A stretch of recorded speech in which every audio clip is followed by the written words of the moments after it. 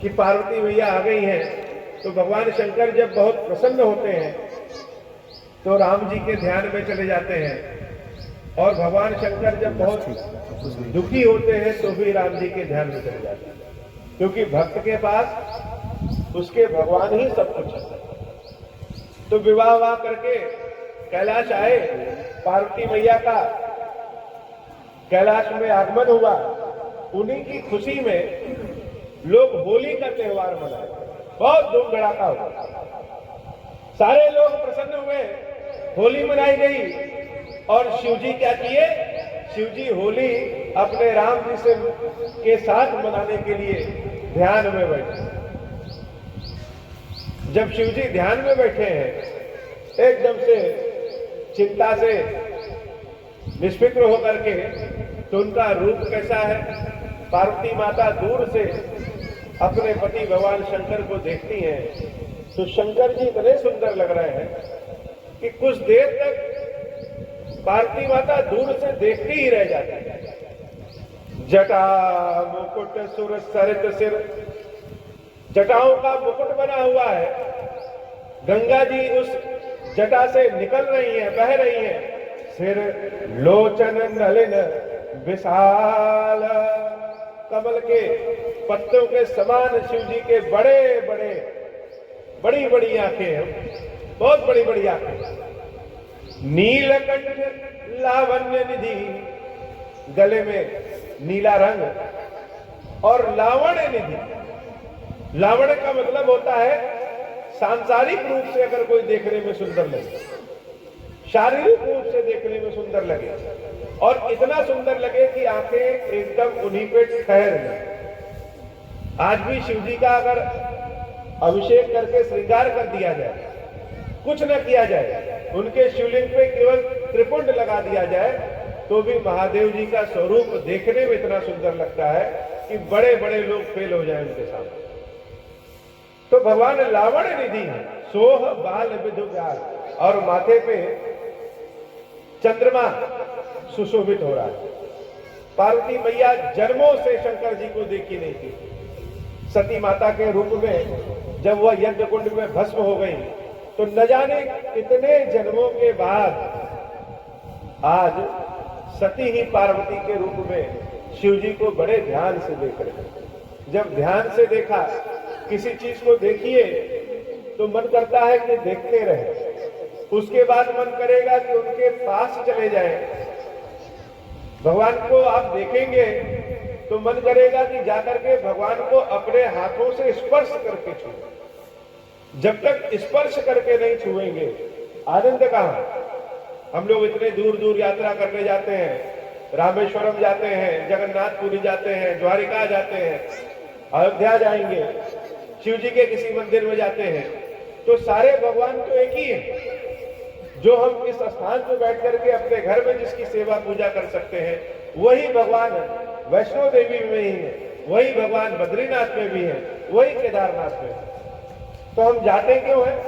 हम जाते हैं उनके स्वरूप का दर्शन करने, और अगर कहीं दर्शन करने के लिए उनके गर्भगृह में जगह मिल गई, तब और आनंद आता है कि जाकर के चरणों को ऐसे पकड़ ले। शिव जी का रूप ऐसा था कि देवी पार्वती की इच्छा हुई कि भगवान शंकर के चरणों को जाकर के पकड़ ले, और जब दूर से देख रही हैं तो क्या कहे समझ रही हैं? बैठे सोह काम रिपु कैसे, धरे शरीर शांत रसु जैसे। श्री रामचरितमानस एक ऐसा ग्रंथ है जिसमें सारे वेद पुराण आज तक जितना भी लिखा गया है और भविष्य में जो लिखा जाने वाला है, सब रामचरितमानस पर। जैसे डॉक्टर लोग टॉनिक लिख देते हैं कि टॉनिक पियो, वो टॉनिक ही शरीर को सही कर देगा, वैसे रामचरितमानस टॉनिक भी है और दवाई भी है। तो शिव जी का स्वरूप कैसा है? जैसे शांति स्वयं शरीर धारण कर ले, ऐसे सुंदर लग रहे हैं। तो घर में जब अपने घर के गृह स्वामी से कोई काम करवाना रहता है, कुछ मांगना रहता है, तो गृह स्वामी अपने पहले स्वामी का मूड देखती है। अगर हमें किसी से कुछ मांगना है तो पहले सोचते हैं कि जाकर के जरा देखें तो उनका स्वभाव कैसा है, कहीं ऐसा तो नहीं कि आज नाराज बैठे। किसी से कुछ मांगना हो और वो नाराज है, उसी बीच में हम भी चले जाएं तो कुछ नहीं मिल रहा है और भगा दिए जाएंगे अलग से। तो शिवजी से जब मांगना है तो शिवजी का पहले मूड कैसा है। माता पार्वती देखेंगे भगवान तो आज बड़े प्रसन्न है, और भगवान जब आज प्रसन्न है तो हम भगवान से जो मांगेंगे वह मिल जाएगा। अपने बच्चों के लिए माताएं जब उनके पिता से कुछ मांगना होता है कि बच्चा हमारा कह रहा है कि उसके लिए मोटरसाइकिल खरीदनी है, तो जब पिता का मूड बहुत अच्छा होता है तभी जाकर के कहते हैं। पता चले कि पिता का मूड बहुत खराब है और जाके मोटरसाइकिल कह दिए तो जो 2-4-5 रुपया मिल रहा है वो भी बंद हो गया। भगवान शंकर बड़े शांत और प्रसन्न स्वरूप में। पार्वती मैया जान गई कि बहुत अच्छा समय है, किस चीज का, मांगने का बहुत अच्छा समय है। पार्वती भल अवसर जानी गई शंभु कही मातु भवानी। कोई भी काम अवसर के हिसाब से करना चाहिए। दीपावली हो तो उसमें कोई होली मनाए तो अच्छा लगेगा क्या? नहीं लगेगा। दशहरा है और उस समय कोई शोक करे तो अच्छा लगेगा क्या? नहीं करेगा। कोई भी कार्य अवसर के हिसाब से। खेती किसानी भी अपने अवसर अपने समय के हिसाब से होती है कि रबी की फसल रबी में, खरीफ की फसल खरीफ में। ये नहीं कि खरीफ की फसल रबी में कर दे।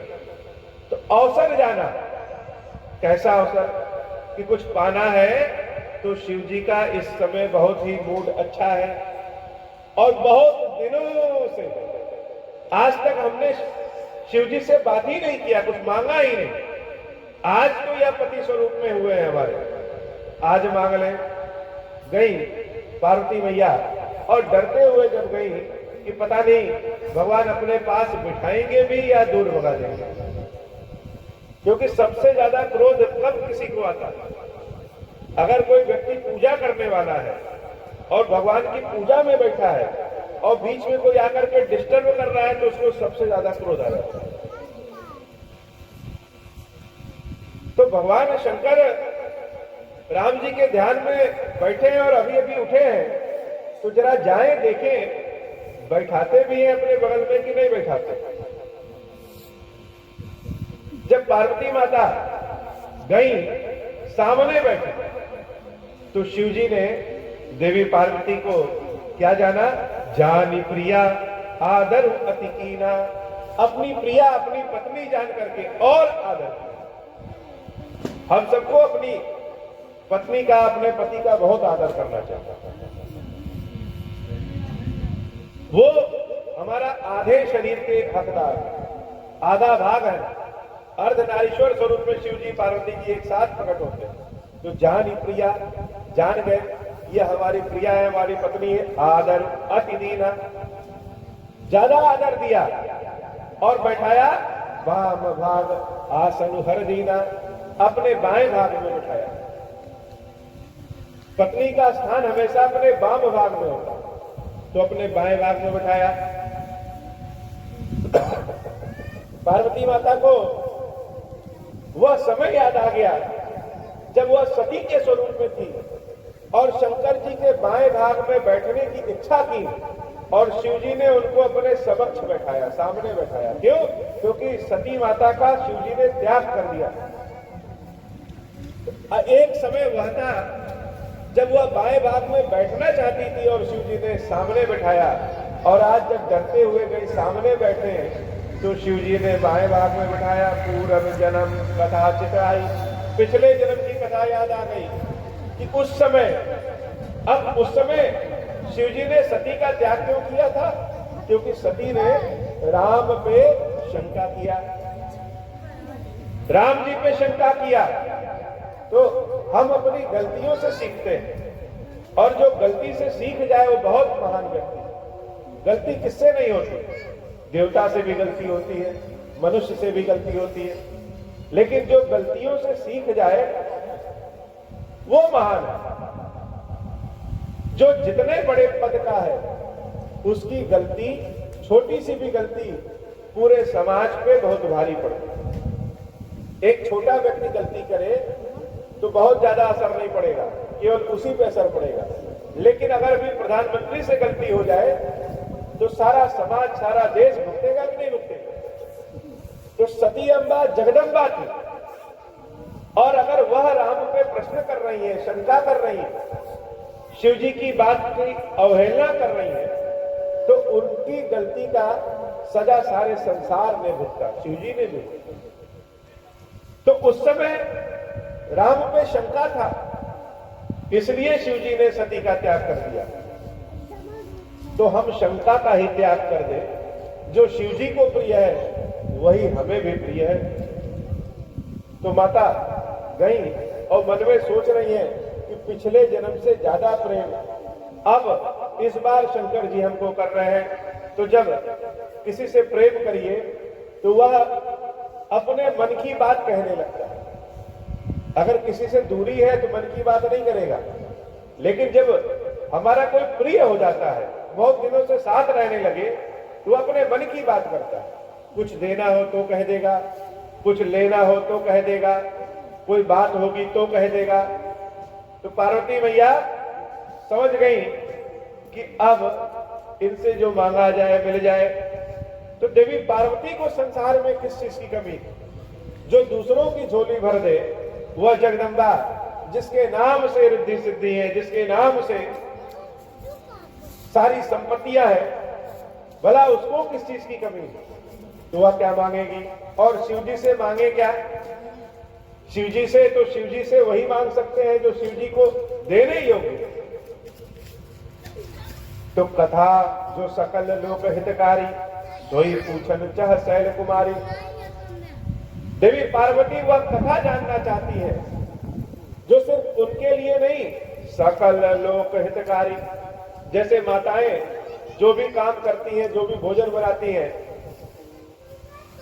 अपने बच्चों के पिता से कुछ धन भी मांगेंगी तो वह अपने बच्चों के लिए मांगेंगी। तो जगदम्बा पार्वती सिर्फ अपने हित के लिए नहीं, सकल लोक हितकारी, सारा संसार ही उनका संतान है, तो अपने सभी बच्चों के हित के लिए कथा जानना चाहती हैं। कथा किसकी? वही कथा उसकी जिसका नाम शिव जी दिन रात लिया करते हैं। और हाथ जोड़ करके भगवान शंकर से कह रही है, जब किसी से कुछ मांगना हो तो ऐंठ के मांगेंगे या सर झुका के मांगेंगे? सर झुका के मांगेंगे। ऐंठ के मांगेंगे तो नहीं मिलेगा, ऐसा नहीं मिल जाएगा। और जितना विनम्र स्वभाव रखेंगे, जितना विनम्र भाव रखेंगे, उतना ही ज्यादा मिलता है। तो गई हाथ जोड़ करके कह रही है, विश्वनाथ ममनाथ पुरारी।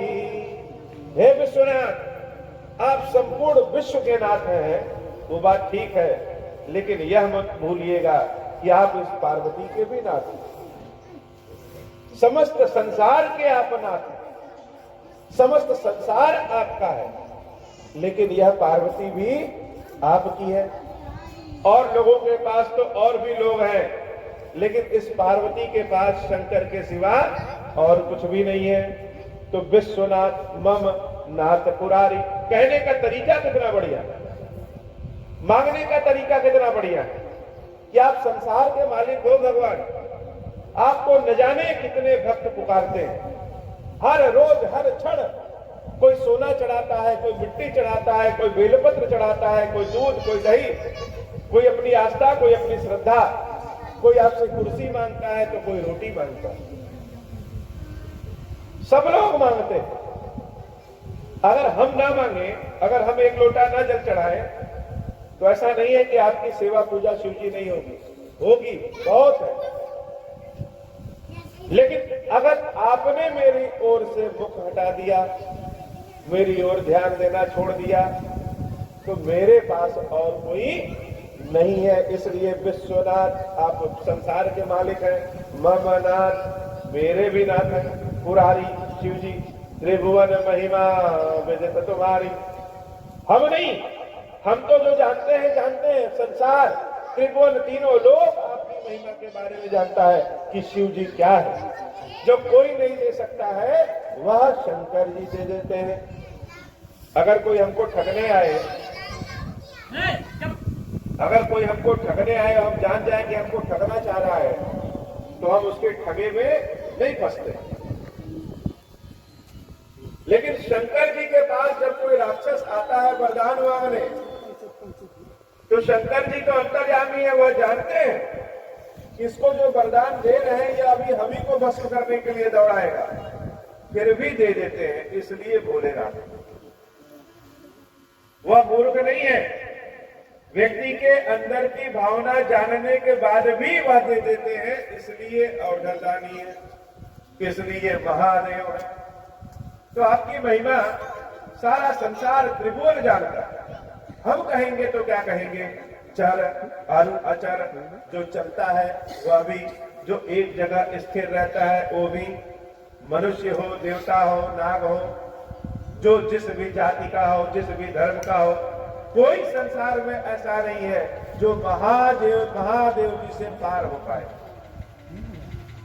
इसलिए हे प्रभु सकल करहि पद पंकज सेवा, सारे लोग आपके चरणों की सेवा करते हैं और आप प्रभु समर्थ सर्वज्ञ शिव। अगर हम किसी से मांगने जा रहे हैं, अगर उसकी समर्थता होगी तभी तो मांगेंगे।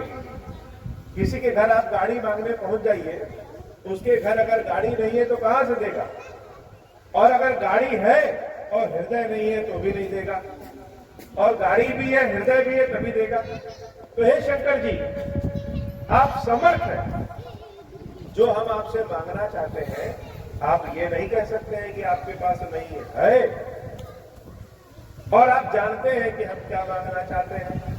सर्वज्ञ है, शिव सकल कला गुण धाम, सारी कलाओं के सारे गुणों के धाम है महादेव। आपकी शरण में जो आ जाता है उसको अन्यत्र कहीं जाने की आवश्यकता नहीं है। जैसे किसी एक दुकान पे जाइए, उसी दुकान पे सब कुछ मिल जाए, चीनी भी, आटा भी, तेल भी, नमक भी, साबुन भी, कपड़ा भी, तो आपको किसी और दुकान पे जाने की आवश्यकता नहीं है। इसलिए जोग ज्ञान वैराग्य निधि प्रवृत्ति कल्प तरु नाम, आपका नाम ही कल्प वृक्ष है। जो लोग शिव जी का नाम, शिव जी की सेवा, शिव जी की पूजा करते हैं, उनको अन्यत्र कहीं जाने की आवश्यकता ही नहीं है, किसी के आगे हाथ फैलाने की आवश्यकता नहीं है। इसलिए हम आपसे कह रहे हैं, हे प्रभु, पार्वती मैया बड़ी विनय के साथ निवेदन करती हैं, बड़े दिनों के बाद शिव जी को प्राप्त किए हैं, फिर से कोई ऐसी गलती ना हो जाए कि शंकर जी हमें छोड़ दें। इसलिए हे प्रभु, जो मोह पर प्रसन्न सुख राशि, अगर मेरे ऊपर प्रसन्न है और जान रहे हैं कि यह पार्वती मन से, वचन से, कर्म से आपकी दासी है, आपकी सेवा के लिए है, तो प्रभु हरहु मोर अज्ञान, तो क्या करिए, मेरी अज्ञानता हरण कर दीजिए। अब यह अज्ञानता क्या है? क्या हम कार चलाना न जाने तो अज्ञानी है? क्या हम हवाई जहाज उड़ाना न जाने तो अज्ञानी है? क्या हम रोटी बनाना न जाने तो अज्ञानी है? हर क्षण हर पल में अज्ञानता है। जिसके बारे में हम जानते नहीं वही अज्ञानता है। और शंकर जी ज्ञानी है, सकल कला गुण धाम, संसार में कोई भी ज्ञान ऐसा नहीं है जो शिव जी न जाने। इसलिए हे प्रभु, कहो प्रभु हरहु मोर अज्ञान, हमको ज्ञान दीजिए और मेरी अज्ञानता, मेरा अंधकार का हरण कर लीजिए। अब ज्ञान किसके लिए चाहिए? पार्वती जी के पास भी सब कुछ है, तो चाहिए क्या? चाहिए कही रघुनाथ कथा विधिनाना, रामचंद्र जी की कथा, रघुनाथ जी की कथा कहिए। विधि नाना, अनेक विधियों से कहिए। अब अनेक विधियों से क्यों कहिए? उस विधि से कहिए जिस विधि से हमको समझ में आ जाए। हम चाहे कितने भी बड़े ज्ञानी हो और आपको चाहे जैसी कथा सुनाए, आपको समझ में ना आए तो हमारा सारा ज्ञान बेकार है। हम बहुत बढ़िया कथा सुनाए आपको संस्कृत में, अंग्रेजी में, और सुनने वाले को समझ में ही ना आए तो क्या मतलब? तो विधियों से समझाइए। जहां उदाहरण देके समझाना हो वहां उदाहरण देके, जहां कथा सुना के, जहां संगीत सुनाकर, जैसे भी हो सके इस पार्वती को समझ में आ सके, क्योंकि पार्वती के पास ज्ञान नहीं है, उस विधि से सुनाइए। शंकर जी को खुश करना है झूठे कह दीजिए कि हे भगवान राम राम, वो अपने आप प्रसन्न हो जाएगा। ओम नमः शिवाय आप 1000 बार कहिए और शंकर जी को राम राम 10 बार सुनाइए और सुनाते हुए चल दीजिए। शंकर जी आपके पीछे पीछे चले आएंगे राम राम सुनने के। जब देवी सती नहीं थी तो शंकर जी काकभुसुंडी जी के यहां हंस का भेष बना करके गए। शंकर जी जो चाहे तो 1 सेकंड में संसार बना दे और बिगाड़ दे, देवी सती का प्राण फूंक दे, वह अपनी शक्ति का प्रयोग न करके हंस का भेष बना करके, पक्षी का भेष बना करके, दुर्दिन किसे कहते हैं? ऐसा नहीं कि हमारे ही पास दुख है, शंकर जी के पास भी दुख है। वह सिखाना चाहते हैं जीवन कैसे जीए। तो हंस का भेष बना करके काकभुसुंडी कौआ के आश्रम में गए और कोई जान नहीं पाया और कथा सुने, राम कथा। कौन सी कथा? जो कथा वह खुद ही सुनाए थे, वही कथा सुने। कोई हमारा सेवा करने वाला हो, सेवक हो, और दिन ऐसा आए कि हम रोज उसको पैसा अपने पास से देते हो, अन्न देते हो, और एक समय ऐसा आ जाए कि उसी के घर जाकर के हमको भोजन करना पड़ रहा है, उसी से किराया भाड़ा मांगना पड़ रहा है। यह दिन कठिन दिन है, वो भी शिव जी जैसा व्यक्ति। तो राम कथा सुनाइए हम। शंकर जी जब सुने कि पार्वती क्या कह रही है, कि पार्वती कह रहे हैं कि राम कथा सुनना है, सुन करके ही बड़े आनंदित थे। देवी पार्वती हाथ जोड़ करके फिर कह रही, हे भगवान, जासु भवन सुर तरु तर होई, सही कि दरिद्र जनित दुख सोई। अगर आपके पास सोने का कलश है तो आप दरिद्र हो सकते हैं क्या? 1 किलो सोना आपके पास भंडार में भरा है, 5 लाख रुपए आपके अकाउंट में भरा है, और आप कहें कि हमको खाने के लिए पैसा नहीं है, ऐसा हो सकता है क्या? तो हे शिव जी, सारा संसार आपकी सेवा से, आपकी पूजा से सब कुछ प्राप्त हो जाता है। आप स्वयं कल्पवृक्ष हैं और हम तो आपकी पत्नी है, आपकी सेविका है, तो हम दरिद्र कैसे रह सकते हैं? सारे संसारों को आपने ज्ञान दिया, तो हम बिना ज्ञान के कैसे रह सकते हैं? शशिभूषण अस हृदय विचारी, हरहु नाथ मममति ब्रह्म भारी। ब्रह्म क्या है? जब हम जाने कि आज इतना बड़ा घर बनाया है वह हमने बनाया है, जब हम जाने कि जब तक हम हैं तभी तक संसार है, हम नहीं रहेंगे तो इन बच्चों का क्या होगा, यही ब्रह्म है। हमारे भ्रम को हर लीजिए और राम का ज्ञान दीजिए कि राम है कौन। बड़े बड़े मुनि भी राम राम करते हैं, और बड़े बड़े मुनियों को छोड़िए, सरस्वती मैया भी राम राम कहती हैं। और तो और, हे प्रभु तुम पुण्य राम राम दिन राती, आपको भी देखते हैं दिन रात राम राम राम राम राम राम। सादर जपहु आनंद आराती। यह राम है कौन? जैसे हम किसी की उंगली पकड़े और धीरे धीरे पकड़ते पकड़ते हाथ पकड़ ले। पार्वती मैया बड़े प्रेम से, जैसे छोटे से बच्चे होते हैं उनको देखिए तो इतने अच्छे लगेंगे, देख के मन करेगा कि उनको पुचकारे, पास बुलाए। जब पास आएंगे तो धीरे से आपकी गोदी चढ़ जाए। तो पार्वती मैया जान गए कि आज शंकर जी बड़े प्रसन्न है, इनके गोदी चढ़ जाओ फिर भी उतारेंगे नहीं।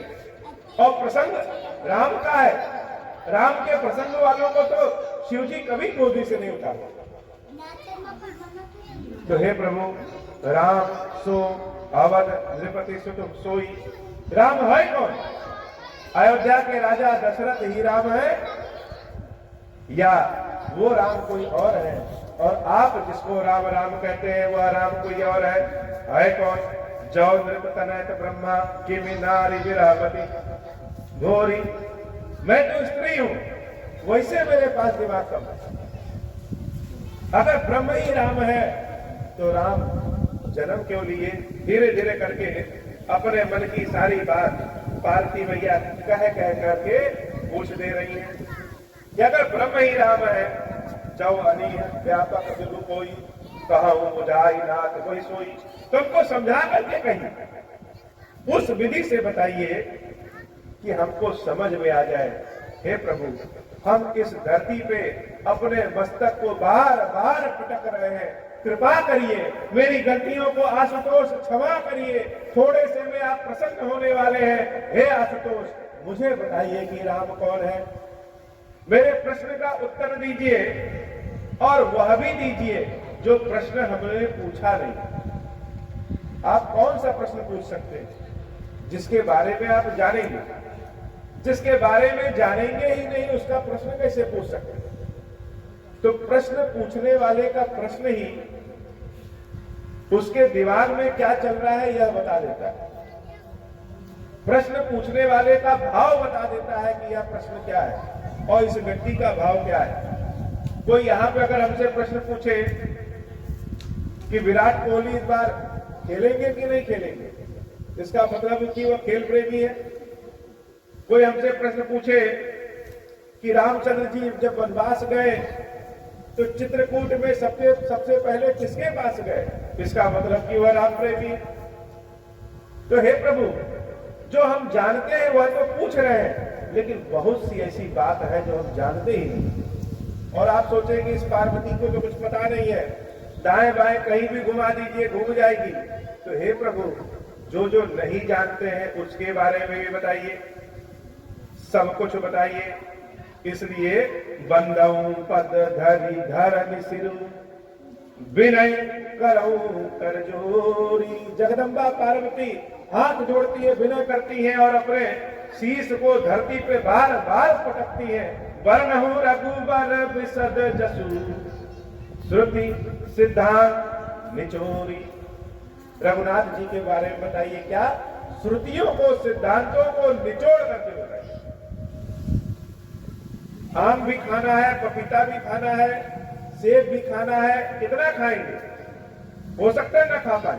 तो सबके रस को निचोड़ दीजिए और अब पी ले, मेहनत ना करना पड़े ज्यादा।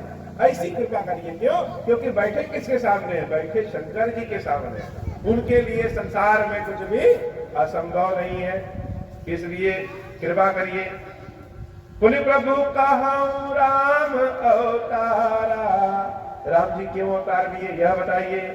बाल चरित पुनि कहूँ उदारा। बचपने में, लड़कपन में जब रामचंद्र जी पैदा हुए तो बालकों का जो चरित्र करते थे, जो लीला करते थे, वह बताइए। क्या क्या बदमाशी करते थे, कैसे कैसे करते थे। कहूँ जथा जानकी विवाही, जानकी के साथ उनका विवाह किस प्रकार हुआ वह बताइए। और फिर विवाह के बाद कुछ समय के बाद जब वह युवराज बनने वाले थे, राज प्रजा सो दूषणता, राज्य का त्याग क्यों कर दिया वह बताइए। सब बताइए। नैननी संत दरस नहीं देखा, लोचन मोर पंख कर लेखा। जिसने राम के बारे में नहीं जाना उसका कान न हो करके मेढक के कान के समान। और जिसकी आंखों ने संतों का दर्शन नहीं किया उसकी आंख ओरिजिनल न होकर के डुप्लीकेट। जैसे मोर के पंख को देखिए उसमें आंख लगता है तो उसकी आंख मोर पंख के समान है। इसलिए संतों को देखिए और रामचंद्र जी की कथा सुनिए। यह स्वयं देवी भगवती पार्वती अपने मुंह से कहती है। जिन्हें हरि भगत हृदय नहीं आनी, जिनके हृदय में हरि की भक्ति नहीं आई उनका हृदय ही इस संसार में पत्थर है। इसलिए हृदय में राम की भक्ति आएगी तो कैसे आएगी? जब कोई चीज देखेंगे, जैसे अगर यहाँ पे गंदगी रख दिया जाए तो आपके मन में अपने आप घृणा आ जाएगी और उस गंदगी पे थूक के चले जाएंगे। अर्थात हम जो देखते हैं, जो सुनते हैं, जैसी संगत करते हैं वैसा ही मन का भाव हो जाता है। तो हरि की भक्ति आवश्यक है। जो नहीं करहि राम गुण गाना, जी हसोदा दुर जी हसमान। जैसे मेढक की जीभ टर टर करती है, वैसे यह इंसान ने भी अगर राम की भक्ति नहीं जाना तो वह इंसान की जीभ भी मेढक की जीभ के समान ही है। जीवन कब बीत जाता है और जब अंत समय आता है तब समझ में आता है कि अरे हमने तो अपना व्यर्थ समय बिता दिया और भगवान के बारे में न जाना, न सोचा, न समझा, न किया। बचपन में सबने कहा कि जवानी में भक्ति करना, जवान हुए तो सबने कहा बुढ़ापा आए तो भक्ति करना। जब बुढ़ापा आया तो न याद है, न ध्यान है, शरीर का कष्ट अलग है, कब करे राम की भक्ति? तो जब हृदय में भाव आ जाए तब कर लीजिए। इसलिए हे प्रभु, राम कथा सुर धेनु सम सेवत सब सुखदानी, जिसके ऊपर गुजरी रहती है, जो अनुभव किया रहता है, वही जानता है कि सुख क्या है और दुख क्या है। पार्वती जानती है कि राम से विमुख होने पे कष्ट क्या है। राम से विमुख हुई तो शंकर से विमुख हो गई। इसलिए इस बार गलती नहीं करेंगे। राम कथा सुर धेनु है, काम धेनु है, हर तरह के धन पद प्रतिष्ठा भक्ति शक्ति सब कुछ देने वाली। इस लोक और उस लोक सबको सुधार करने वाले हैं। जैसे पक्षी बैठी रहे, अगर आप गेहूं फैला दीजिए और कोई पक्षी आकर के चुग रही है तो आप दूर से ताली बजा दीजिए, पक्षी भग जाएगा। वैसे जो शंका की पक्षी है वह राम कथा से दूर भग जाता है। राम कथा कुल्हाड़ी के समान है जो कष्टों को काट देती है। इसलिए प्रभु हमको बताइए कि राम कौन है और राम कथा सुनाइए। शंकर जी बड़े प्रसन्न होते हैं और प्रसन्न होने के बाद उनकी प्रसन्नता यह होती है कि पार्वती इतने जन्मों के बाद मिली और हमसे हमारी चीज छीन नहीं रही। जैसे विवाह होता है तो विवाह होने के बाद ज्यादातर यह हो जाता है, पहले तो पति पत्नी होते, अब लाइफ पार्टनर हो। पार्टनर जहां होगा वहां विवाद हो गए। तो जैसे हुआ तो पहला यह हुआ कि जो औरत की जो बहू ब्याह करके आई है, जो उसकी इच्छा है कि कहीं हम पढ़ाई लिखाई करें, तो घर वाले कहते हैं कि बहुरिया को बाहर नहीं जाना चाहिए, पढ़ाई लिखाई छुड़वाओ। जो लड़का है उसकी इच्छा है कि हम व्यापार करें, तो पत्नी ने रोक दिया कि अकेले तुम काम करोगे, सारा घर खाएगा, इसलिए रुक जाओ। लेकिन यहाँ पार्वती जी ऐसा नहीं कर रही है। जान गई है कि शिव जी बिना राम के नहीं रह सकते, बिना पार्वती के तो रह सकते हैं लेकिन बिना राम के नहीं रह सकते। इसलिए हम भी राम में मय हो जाए। शंकर जी जान गए कि यह तो पूरी तरह भगवान राम की भक्त हो गई है, इसलिए कथा बिना सुनाए काम नहीं होगा। भगवान शंकर कहते हैं, हे देवी, जिनके अगुण न सगुण विवेका, जिनको ज्ञान नहीं, न अगुण न सगुण, जल्प ही कल्पित वचन अनेका, अपनी कल्पना में खोए रहते हैं। हरि माया बस जगत भ्रमाही, तिन्हीं कहत कछु अघटित नाही। जैसे कोई आया बाहर आपसे मांगने, आपने सोचा कौन दिमाग चकवाए, 5 रुपया देके बाहर करो। तो भगवान क्या करते हैं? भगवान पहले आपको बाहर कर देंगे।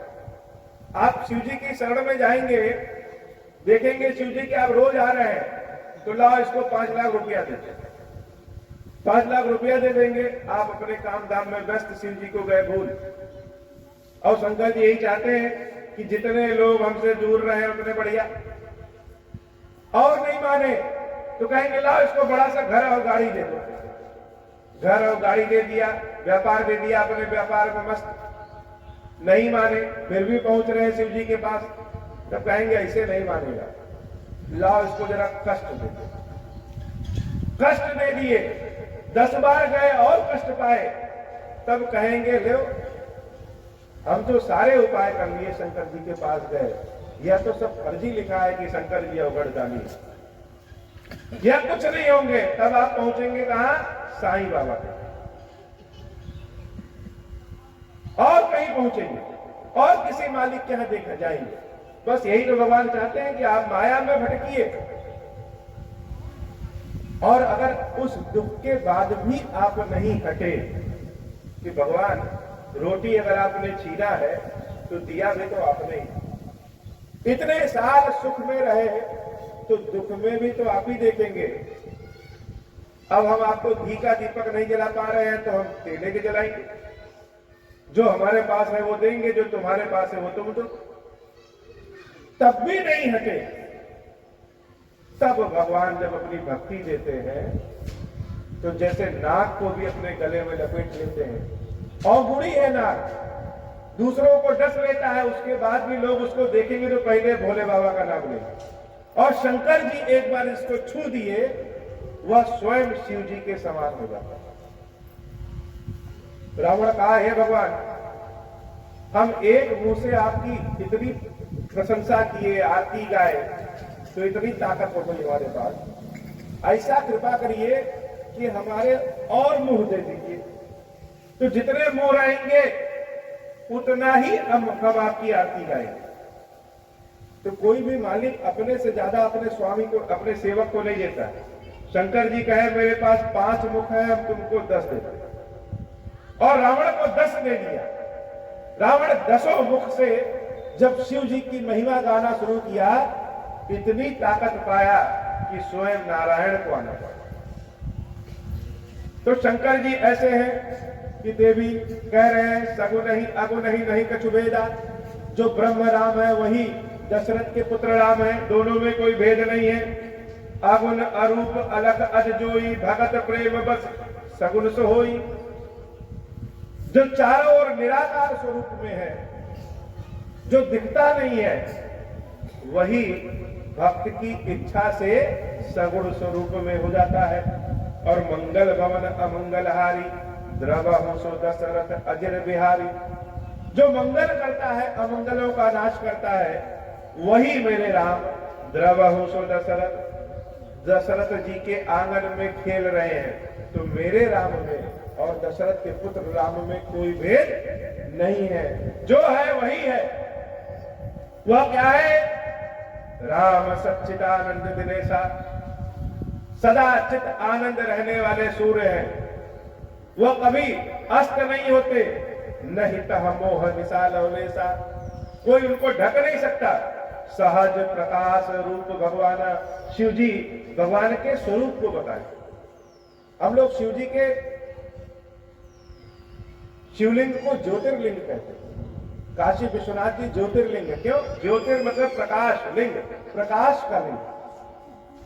तो शंकर जी कौन है? वो प्रकाश के लिंग है, स्वयं प्रकाश। और शंकर जी राम के लिए क्या कह रहे हैं? सहज प्रकाश रूप भगवान। भगवान क्या है? भगवान प्रकाश का रूप। नहीं तह पुण्य विज्ञान विहाना, जैसे इस धरती पर रहे तो सूरज ढल जाता है तो शाम हो जाती है, और सुबह सूरज निकल आते हैं तो सुबह हो जाता है।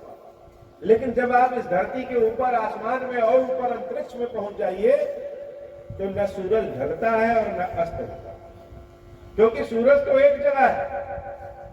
हमारी धरती गोल गोल घूम रही है आगे पीछे, तो हमको लगता है कि सूरज अस्त हुआ और उदय हुआ। तो सहज प्रकाश स्वरूप ही राम है। हर्ष विषाद अज्ञान अज्ञाना, जीव धर्म अहिमति अभिमाना। यह जीव है जो हर्ष का भाव, दुख का भाव, ज्ञान अज्ञान सोचता है। भगवान तो परम स्वरूप। हर शब्द का विलोम होता है। सुख का उल्टा क्या हुआ? दुख। धनी का उल्टा गरीब। लेकिन आनंद का उल्टा क्या होता है? प्रकाश का उल्टा अंधकार, सीधा का उल्टा उल्टा। लेकिन आनंद का उल्टा क्या होता है? कोई उल्टा नहीं है। आनंद का उल्टा बना ही नहीं।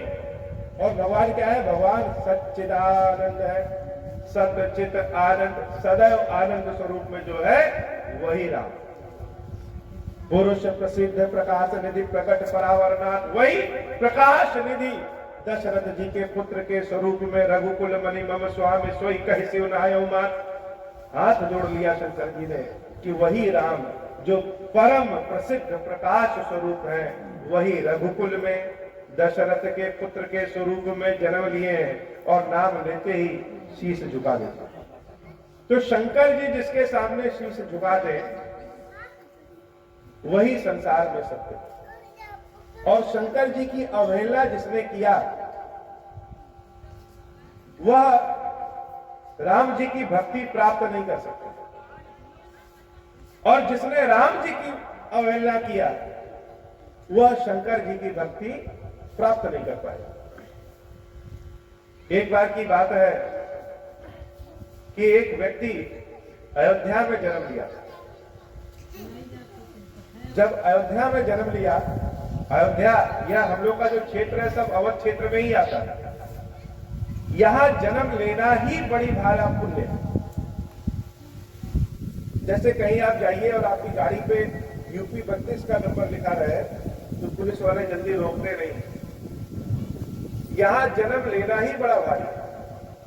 तो अयोध्या में जन्म लिया और शंकर जी का बहुत भारी भक्त, शिव जी के इतने भक्त कि शिव जी के खिलाफ कोई कुछ बोले तो उसकी जीभ काट दे। दिन रात शिव जी की पूजा, सब कुछ शिव जी में। लेकिन एक बड़ा भारी कमी आ जाती है शंकर जी के भक्त में, वो अहंकारी हो जाता है। भगवान शंकर के ज्यादातर भक्त अहंकारी हो जाते हैं। क्यों? कम मेहनत में ज्यादा चीज मिल जाएगा तो आप सोचेंगे सब आप ही का किया धरा, हम ना रहे दिए, धरती घूमना बंद कर दे। और जो शंकर जी का भक्त अहंकारी नहीं हुआ वह सर्वदा अमर हो जाता है। राम जी की भक्ति वही प्राप्त कर पाता है, राम को वही प्राप्त कर पाता है। तो वह व्यक्ति बहुत ही अहंकारी हो, शिव जी के अलावा कोई नहीं दिखता। कोई अगर नारायण का नाम ले ले तो नाराज हो जाए, कोई विष्णु का नाम ले ले तो तुरंत उसको मार दे कि शंकर ही मेरे सब कुछ है।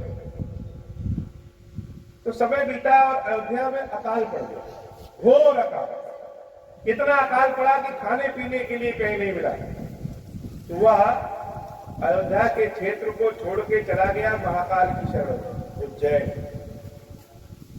और जब उज्जैन गया तो शिव जी के भक्त को कहीं काम की कमी नहीं रहती। इतना तेज रहेगा कि जंगल में खड़े हो जाएंगे, वहां भी फल मिल जाएगा, कुछ ना कुछ मिल जाएगा। तो गया, तो जब पहुंचा वहां तो महाकाल की शरण में एक ब्राह्मण देवता थे, वह शंकर जी की बड़ी सेवा किया करते थे। उन्हीं का चरण को जाकर के पकड़ लिया कि महाराज बहुत दिन हो गया भोजन नहीं किए और कुछ भोजन कराइए।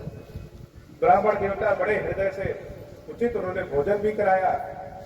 जो बुद्धिमान व्यक्ति होगा वैसे तो आपको कोई 2 समय का भोजन करा दे, लेकिन अगर कोई बुद्धिमान होगा तो आपके जीवन भर की व्यवस्था करेगा। किसी को 100 रुपए देने से बढ़िया है काम दे दो। 100 रुपया तो एक समय में खत्म, लेकिन अगर काम दे देंगे तो वह हमेशा करेगा, उसके लिए भोजन की व्यवस्था होगी। तो ब्राह्मण देवता ने कहा कि ऐसा है तुम यही मंदिर पर रहो और यही सफाई सेवा किया करो। अब शिव जी का प्रेमी मंदिर मिल गया, बढ़िया से सेवा पूजा करे और अभिषेक भी करे। ब्राह्मण देवता देखे या तो अभिषेक भी कर रहा बहुत बढ़िया, तो कुछ नहीं बोलते, शिव जी की सेवा करता रहा। लेकिन ब्राह्मण देवता जब विष्णु भगवान की आरती करते, जय जयकार करते, उनकी कथा सुनाते तो उसको अच्छा नहीं लगता। बार बार वह गुरु उनसे कहते कि जो विष्णु है वही शिव है और जो शिव है वही विष्णु है, दोनों एक दूसरे के बिना नहीं है। लेकिन वह माने ना। धीरे धीरे आसपास के क्षेत्रों में उसका ज्ञान हो गया, पैसा रुपया बढ़ गया, तो उसने अपने पैसे से एक यज्ञ कराया उस मंदिर में, शिव जी का अभिषेक कराया, जिसमें अपने गुरु को बुलाया नहीं। कहा गुरु जी हमेशा विष्णु विष्णु नारायण नारायण करते हैं, इनका न बुलाओ बढ़िया। और अब क्या, इनसे तो हम श्रेष्ठ हो गए, पैसा भी हमारे पास है, संपत्ति भी हमारे पास है और जानकारी भी इनसे ज्यादा है।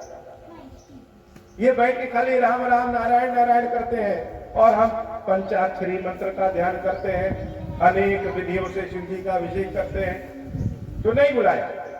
शिव जी का अभिषेक चल रहा है, और जब शिव जी का अभिषेक चल रहा है कि गुरु जी तो बड़े सरल हृदय के थे, वह सोचे भगवान का अभिषेक हो रहा है, चलो भगवान के काम में क्या बुलाना और क्या ना बुलाना, खुद ही चले गए।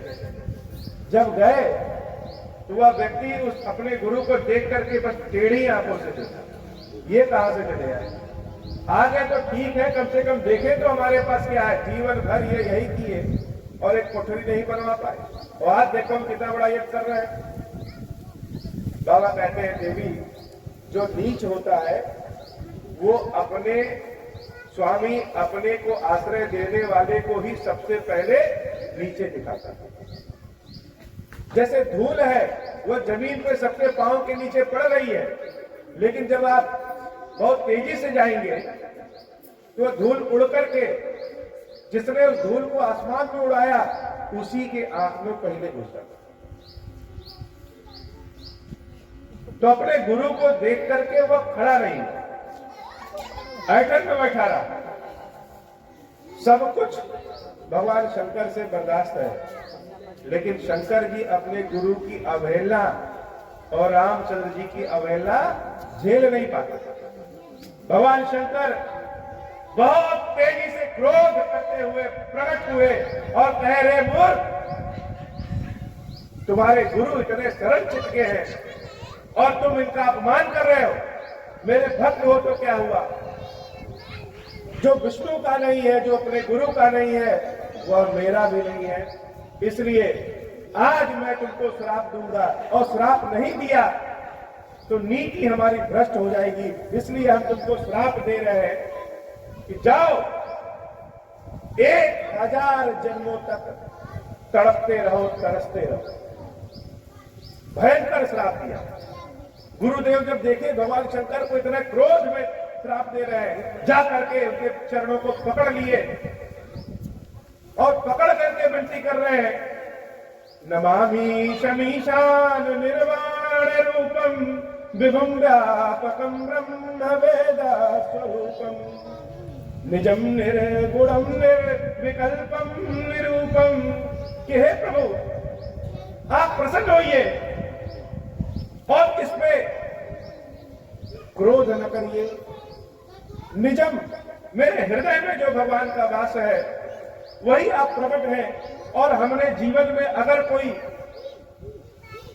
एक पल के लिए भी आपकी सेवा की है, भगवान की या आरती या महिमा या श्लोक बहुत उत्तम। शिव जी के अभिषेकों में सबसे सुंदर श्लोक नमामि शमीशान निर्वाण रूपम विभुम व्यापकम ब्रह्म वेद। इसके शब्द से ज्यादा इसका अर्थ बड़ा सुंदर। किसी और दिन जब हम और दिन कथा सुनाने आएंगे तो इस पूरे श्लोक, इस भाव सहित इसका अर्थ बताएंगे कि शंकर जी का संपूर्ण स्वरूप ही इस श्लोक में।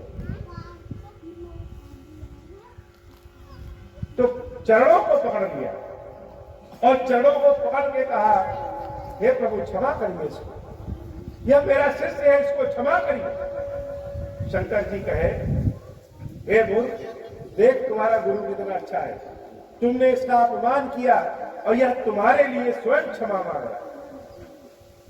यह तुमने इसको नीचा दिखाया और यह तुमको बचाने के लिए इसने मेरे चरण को पकड़ लिया। और वह गुरु महाराज कह रहे, अब हो प्रसन्न प्रभु मुंह पर, नाथ दीन पर में हूं, निज पद भगति देहु प्रभु, वो निदूषण बर देहु। हे भगवान, अगर हमने एक लोटा जल भी कभी हृदय से चढ़ाया है तो मेरे ऊपर प्रसन्न होइए और अपनी भक्ति दीजिए। फिर हम दूसरी बात कहें, शंकर दीन दयाल, अब हम पर हो कृपाल।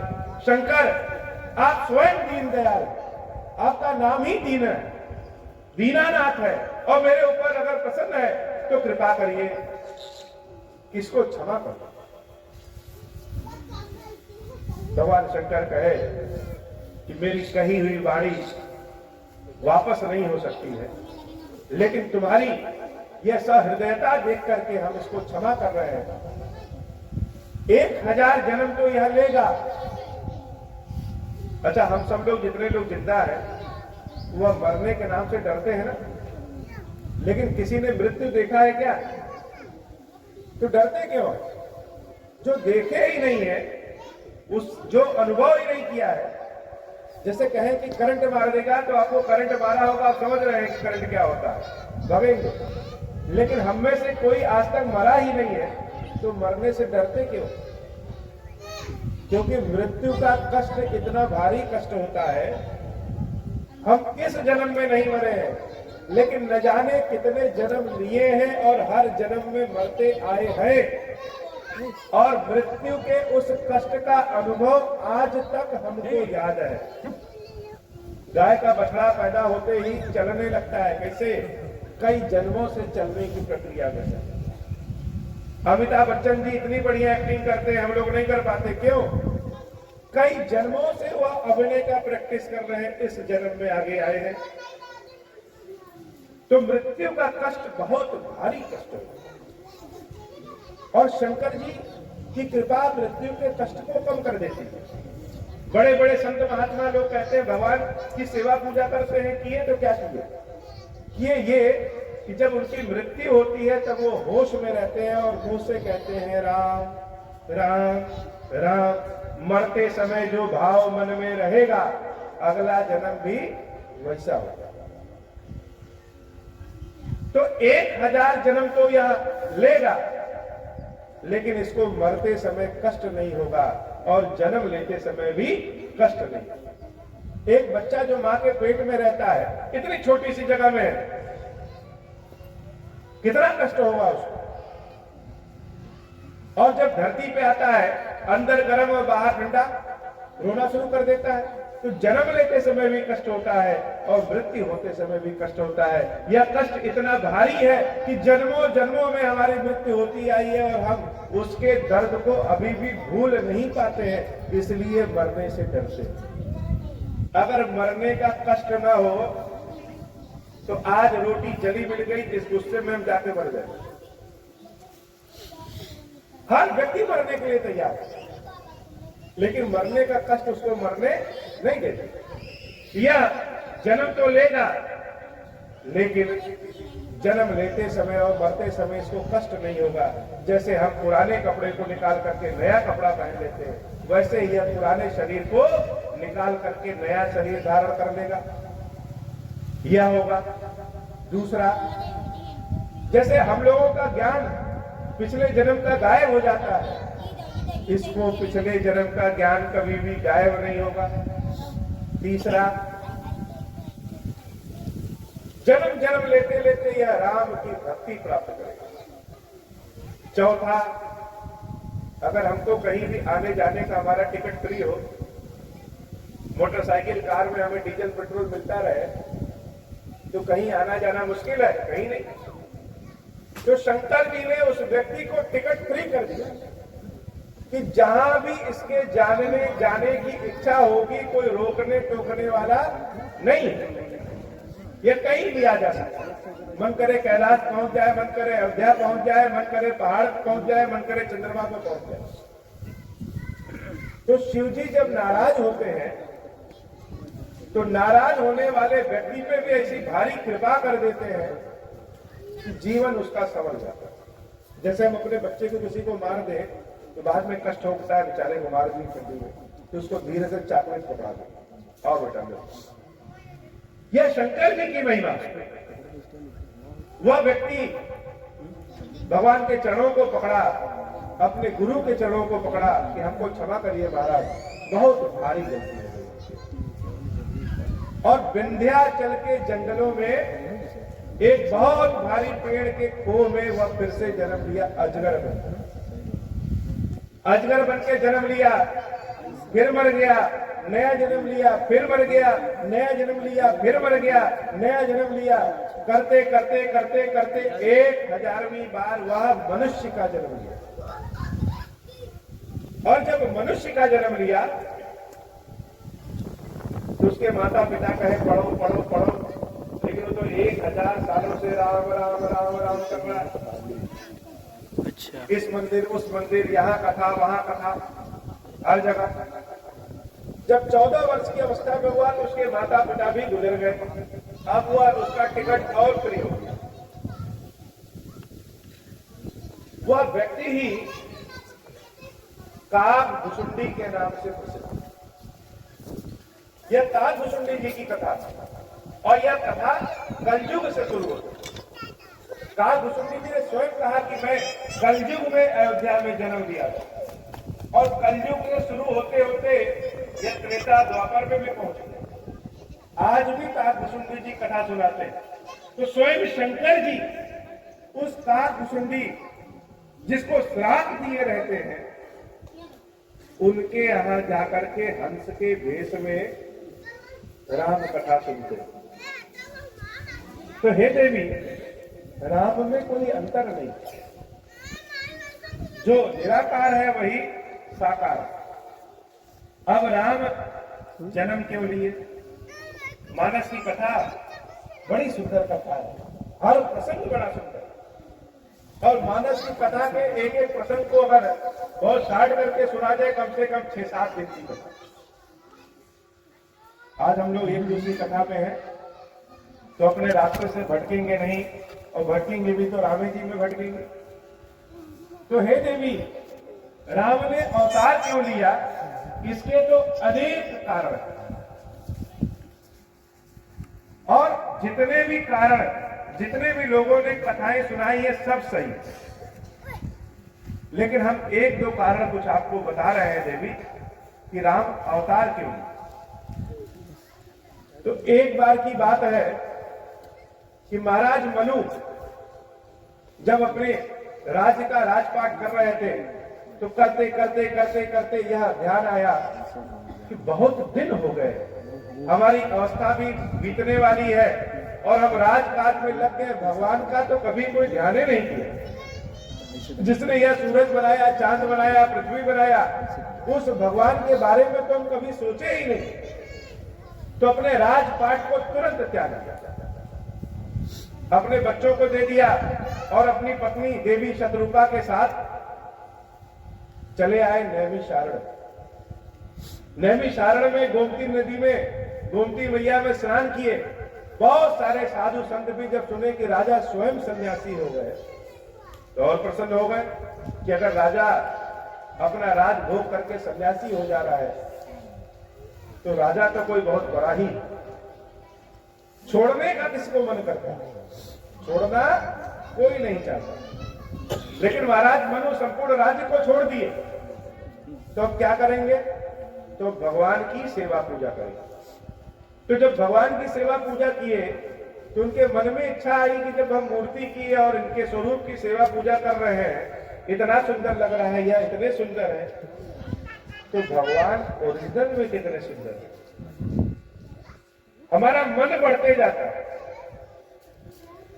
हम एक दिन कोई टीवी में पिक्चर देखेंगे, दूसरे दिन फिर देखने का मन करेगा, तीसरे दिन फिर देखने का मन करेगा।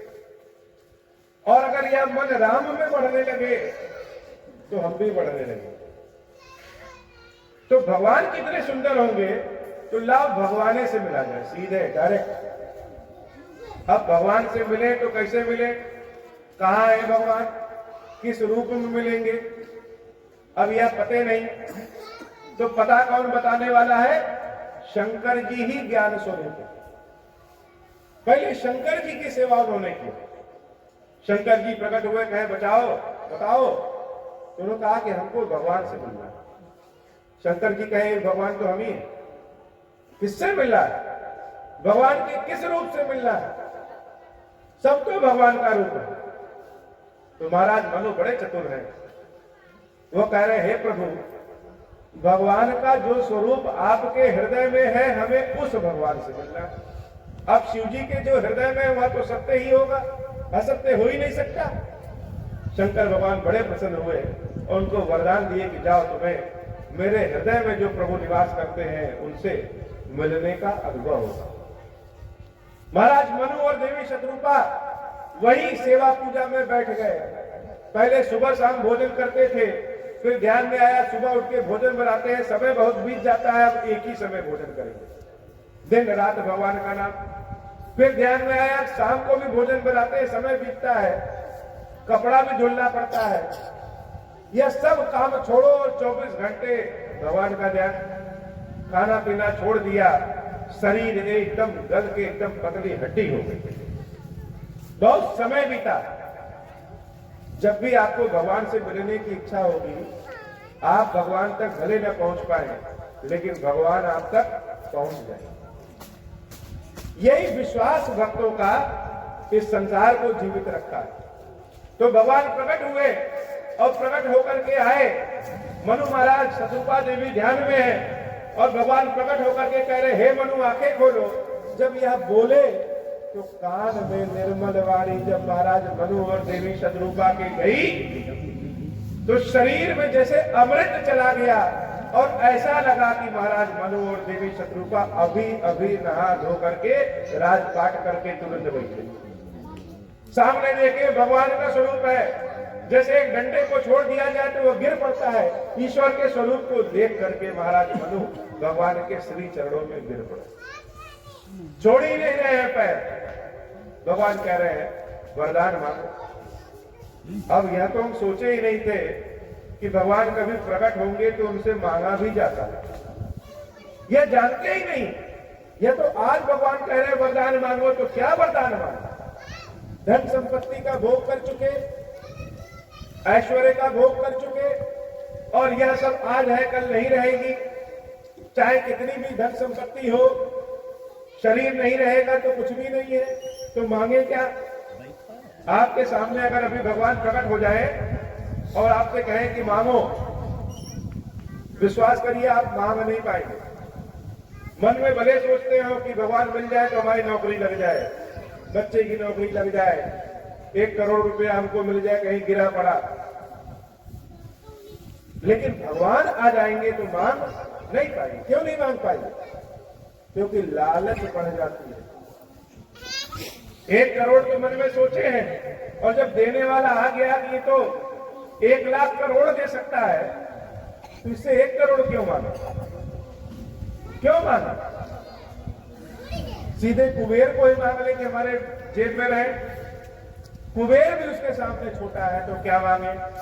महाराज मनु सोच में पड़ गए क्या मांगे। तो जिस भगवान के रूप को देख रहे हैं, इतने सालों तक तपस्या किया तब आज प्रभु दिखे, यह अगर हमेशा दिखते रहे तो कितना हमेशा दिखते रहे। अब कहे कैसे कि भगवान आप हमारे पास आ जाओ हमेशा के लिए। हम प्रार्थना कुछ भी करें, भगवान सुनते वही है जो हमारे मन में। भगवान से हम भले प्रार्थना करें कि हे भगवान, न मांगे सोना न मांगे चांदी, हम आपके मन का एक कोना मांगे, लेकिन भगवान जान रहे हैं कि आपको सोना चांदी चाहिए। बोल भले रहे हो, लिखा है आरती में पढ़ दे रहे। आप गलत भी मांगेंगे, शब्द अगर आपके गलत होंगे, तो ईश्वर जान रहे हैं कि आपके हृदय में भाव क्या है। तो मनु महाराज धीरे से कहे, हे प्रभु, अपने समान हमको एक पुत्र दे दो। भगवान तो जान रहे हैं कि इनकी इच्छा हम ही को मांगने की है, बहाना बना रहे हैं कि अपने समान पुत्र। तो भगवान कह रहे, हे मनु, हम अपने समान कहां ढूंढे लाते लेके, चलो हम ही तुम्हारे पुत्र बनकर के आए। महाराज मनु तो खुशी से नाचने लगे कि हम मांगे कुछ और, चाहते कुछ और थे, और जो चाहते थे भगवान वही दे दिए। वाह वाह वाह वाह। भगवान देवी शतरूपा की ओर घूमते कहते हैं, हे देवी, आप भी कुछ मांगिए, क्या चाहिए? देवी शतरूपा मन ही मन सोच रही है, ये हमारे पतिदेव तो बड़े होशियार निकले। कोई कहता है कि हमको बल दे दो, कोई कहता है हमको अमर बना दो, कोई कहता है हमको धन दे दो। यह तो मूल ही मांग लिए जिससे सब कुछ। तो जो यह मांगे हैं वही हम भी मांगेंगे। तो हे प्रभु, मेरे चतुर्पति ने जो मांगा है वही हमको देंगे कि आप जब पुत्र होकर के आइए तो मेरे गर्भ से आइए। लेकिन प्रभु एक विनती हमारी उसमें और, जो बुद्धिमान व्यक्ति होता है वह दूसरों के किए हुए कार्य से सीख लेता है। तो महाराज मनु के मांगे हुए वरदान से देवी शतरूपा सीख गई, और देवी कह रही कि हे प्रभु, ऐसी कृपा करिए कि जब आप हमारे पुत्र होके आइए तो आप हमारे पुत्र तो रहिए, लेकिन हम कभी इस बात को भूले ना कि आप ईश्वर हैं। सदैव हमें याद रहे कि आप मेरे पुत्र हैं, लेकिन आप ईश्वर हैं। माया में ना गिरे। हम लोग माया में गिर जाते हैं, अपने बच्चों, अपनी संतान, अपने परिवार, अपने कार्य को ही सब कुछ मान लेते हैं, ईश्वर को भूल जाते हैं।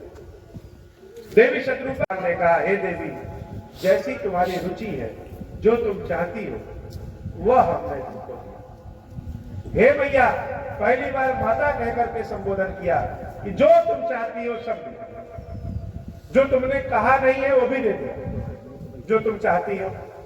महाराज मनु को लगा, अरे यह तो हमसे ज्यादा मांग लिया, और भगवान अभी 5 मिनट के लिए आएंगे, अभी गायब हो जाएंगे, फिर 10,000 साल तक तपस्या कौन करेगा। हे प्रभु, एक चीज हमको और दे दो। तो भगवान कहे, मांगे तो अभी। कहते भगवान बस एक चीज खाली हो। तो भगवान ने कहा, मांगो। तो हे प्रभु, जब आप हमारे पुत्र होकर के आइए तो हमें इस बात का ध्यान ही न रहे कि आप ईश्वर हैं, और जिस दिन मेरी आंखों के सामने से आप ओझल हो जाइए, उसी दिन मेरी मृत्यु हो जाए। देवी शत्रुपा ने कहा कि हमें कभी भूले ना कि आप भगवान हैं, और मनु महाराज कह रहे हैं कि हमको कभी याद ही ना आए कि आप भगवान हैं। लोग हमको भले कहें कि हम पुत्र मोह में पड़े हैं, पुत्र मोह में शरीर का त्याग कर दिए, वह अपमान झेल सके हम, लेकिन हमें यह याद ना आए कि आप भगवान हैं। लोग कितनों कहेंगे आप भगवान है, भगवान है, लेकिन हमें आपके अंदर अपना पुत्र ही दिखाई दे। भगवान मुस्काए और आशीर्वाद दिए। कुछ समय के बाद वही महाराज मनु, दशरथ जी महाराज और वही शत्रुपा अम्बा कौशल्या देवी के रूप में धरती पर जन्म लेते हैं। दशरथ जी महाराज उत्तर कौशल के राजा रहते हैं, कौशल्या जी दक्षिण कौशल की राजकुमारी रहती है। जब दशरथ जी से विवाह हुआ तो दक्षिण कौशल महाराज दशरथ को दहेज में मिल गया, तो उत्तर कौशल और दक्षिण कौशल दोनों मिल करके महाकौशल, हम लोग कौशलेश कहते हैं दशरथ जी को। छत्तीसगढ़, मध्य प्रदेश का सारा इलाका कौशल्या अम्बा के राज का। तो महाराज दशरथ और रानी कौशल्या राज किए, बहुत दिन बीत गया, और महाराज दशरथ को ध्यान आया, हमारे तो कोई पुत्र नहीं है, अवस्था हमारी बीतती जा रही है और हमारा कोई पुत्र नहीं है। तो जब पुत्र नहीं है, दुख है, तो किसके पास जाएंगे। जब हमारे हृदय में कोई दुख रहता है, कोई सलाह लेना रहता है, किसके पास जाते हैं। अगर किसी के पास गुरु है तो गुरु के पास है, और हर व्यक्ति को अपना गुरु जरूर बनाना चाहिए। तो अपने गुरु वशिष्ठ देव के पास जाते हैं और वहां जाकर के गुरुदेव वशिष्ठ से निज सुख दुख, निज दुख सुख सब गुरु ही सुनायो। पहले अपने बारे में सब कुछ बताया और कहा कि हे गुरुदेव, आपके आशीर्वाद से सब कुछ है, लेकिन हमारे पास पुत्र नहीं, हमारे राज्य का संचालन हमारे बाद कौन करेगा। हमारे पिता ने हमको इतना बड़ा राज्य दिया, हमने उसको चलाया, मेरे बाद इस राज्य और प्रजा का संचालन कौन करेगा। वशिष्ठ जी ध्यान लगाते हैं और कहते हैं, हे महाराज, परेशान न होइए, आप एक पुत्र के लिए परेशान हैं और आपके 4 पुत्र होंगे। महाराज दशरथ तो जैसे लगा एकदम खुशी में नाच पड़ेंगे। गुरुदेव कहे हैं तो सत्य होगा, अगर गुरु ने अपने मुख से कहा है तो निश्चित रूप से सत्य होगा। वशिष्ठ जी के आश्रम से महाराज दशरथ अपने अयोध्या आते हैं, और कुछ समय के बाद वशिष्ठ जी भी अयोध्या पहुंचते हैं, और जब पहुंचते हैं तो महाराज दशरथ से कहते हैं कि महाराज एक यज्ञ करना है, उस यज्ञ का नाम है पुत्र कामेष्ठी यज्ञ, अर्थात पुत्र की कामना से यज्ञ करना। ऐसा यज्ञ जो न कभी देखा गया, न सुना गया, न कोई जानता है, अपने आप में बड़ा अद्भुत यज्ञ। यज्ञ कराएगा कौन? वह यज्ञ शंकर भगवान जी के बहुत बड़े भक्त श्रृंगी ऋषि आचार्य बन करके आते हैं और उस यज्ञ को शुरू कराते हैं। श्रृंगी ऋषि जब शिव जी का अभिषेक करना रहता है तो जिस पात्र से दूध या जलधारा गिरता है उसको कहते हैं श्रृंगी। शंकर जी की एक विशेषता है कि उनका भक्त जब उनसे जुड़ता है और सामने कोई उनके भक्त को देखे तो पहले शिव जी याद आते हैं, बाद में भक्त याद आता है। जैसे बेलपत्र अगर आपको कहीं रास्ते में नीचे गिरा पड़ जाए तो बेलपत्र को देखेंगे लेकिन शंकर जी पहले ध्यान आ जाएगा। और शंकर जी जिसको अपने शरीर से लगा लिए वह दूषित होने के बाद भी पूजनीय हो जाता है। किसी व्यक्ति की मृत्यु होती है, हम दाह संस्कार में जाते हैं तो घर आते हैं, स्नान करते हैं, लेकिन अगर उसी के भस्म को, उसके शरीर के भस्म को शिव जी में लपेट दीजिए और वह थोड़ा सा भी आपको मिल जाए, टीका लगा दीजिए, तो आपके समान कोई पवित्र नहीं। तो श्रृंगी ऋषि शंकर जी के बड़े अनन्य भक्त थे। उनको बुलाया गया, यज्ञ शुरू हुआ, बहुत भीड़ इकट्ठी हुई, सारी प्रजा इकट्ठी हो गई कि पुत्र कामेष्टि को यज्ञ हो रहा है, अपने आप में अनुपम यज्ञ है, सब देखने के लिए आ गए। आचार्य श्रृंगी ऋषि, देख रेख करने वाले वशिष्ठ जी और यजमान स्वयं दशरथ जी। यज्ञ शुरू हुआ, स्वाहा स्वाहा स्वाहा कह के यज्ञ में आहुति पड़ रही है। कुछ दिन बीत गए और यज्ञ की आहुति बंद नहीं हुई, स्वाहा स्वाहा स्वाहा करके यज्ञ हो रहा है। सारे लोग खड़े हैं, तब तक एक अद्भुत घटना देख रहे हैं कि उस यज्ञ से ही एक बहुत तेज प्रकाश की तरह एक पुरुष प्रकट और उसके साथ एक स्त्री बड़ी सुंदर, जितना सुंदर पुरुष उतनी ही सुंदर स्त्री, दोनों उस यज्ञ कुंड से प्रकट हुए और उनके हाथ में एक कलश। सारे लोग अपने स्थान पे खड़े हो गए। यह कैसा यज्ञ जिसमें भगवान साक्षात प्रकट हो गए, ऐसा तो न देखा न सुना। यह श्रृंगी ऋषि की महिमा, वशिष्ठ जी की महिमा, या दशरथ जी का पुरुषार्थ क्या है, और है कौन यह जो प्रकट हो गए। जब प्रकट हुए तो सारे लोग खड़े होकर के हाथ जोड़ लिए और वह भगवान जो प्रकट हुए तो बड़े सुंदर मधुर स्वरूप में कह रहे हैं, जो वशिष्ठ कछु हृदय विचारा। हे वशिष्ठ, तुमने जो अपने हृदय में विचार किया है, सकल काजुगा सिद्ध तुम्हारा, वह सारे कार्य आज तुम्हारे सिद्ध हो। अब यजमान है दशरथ जी, पैसा रुपया सब उनका खर्च हो रहा है। आचार्य है श्रृंगी ऋषि और भगवान जो प्रकट हुए वह कह रहे हैं, वशिष्ठ, जो तुम्हारे हृदय में है वो पूरा होगा।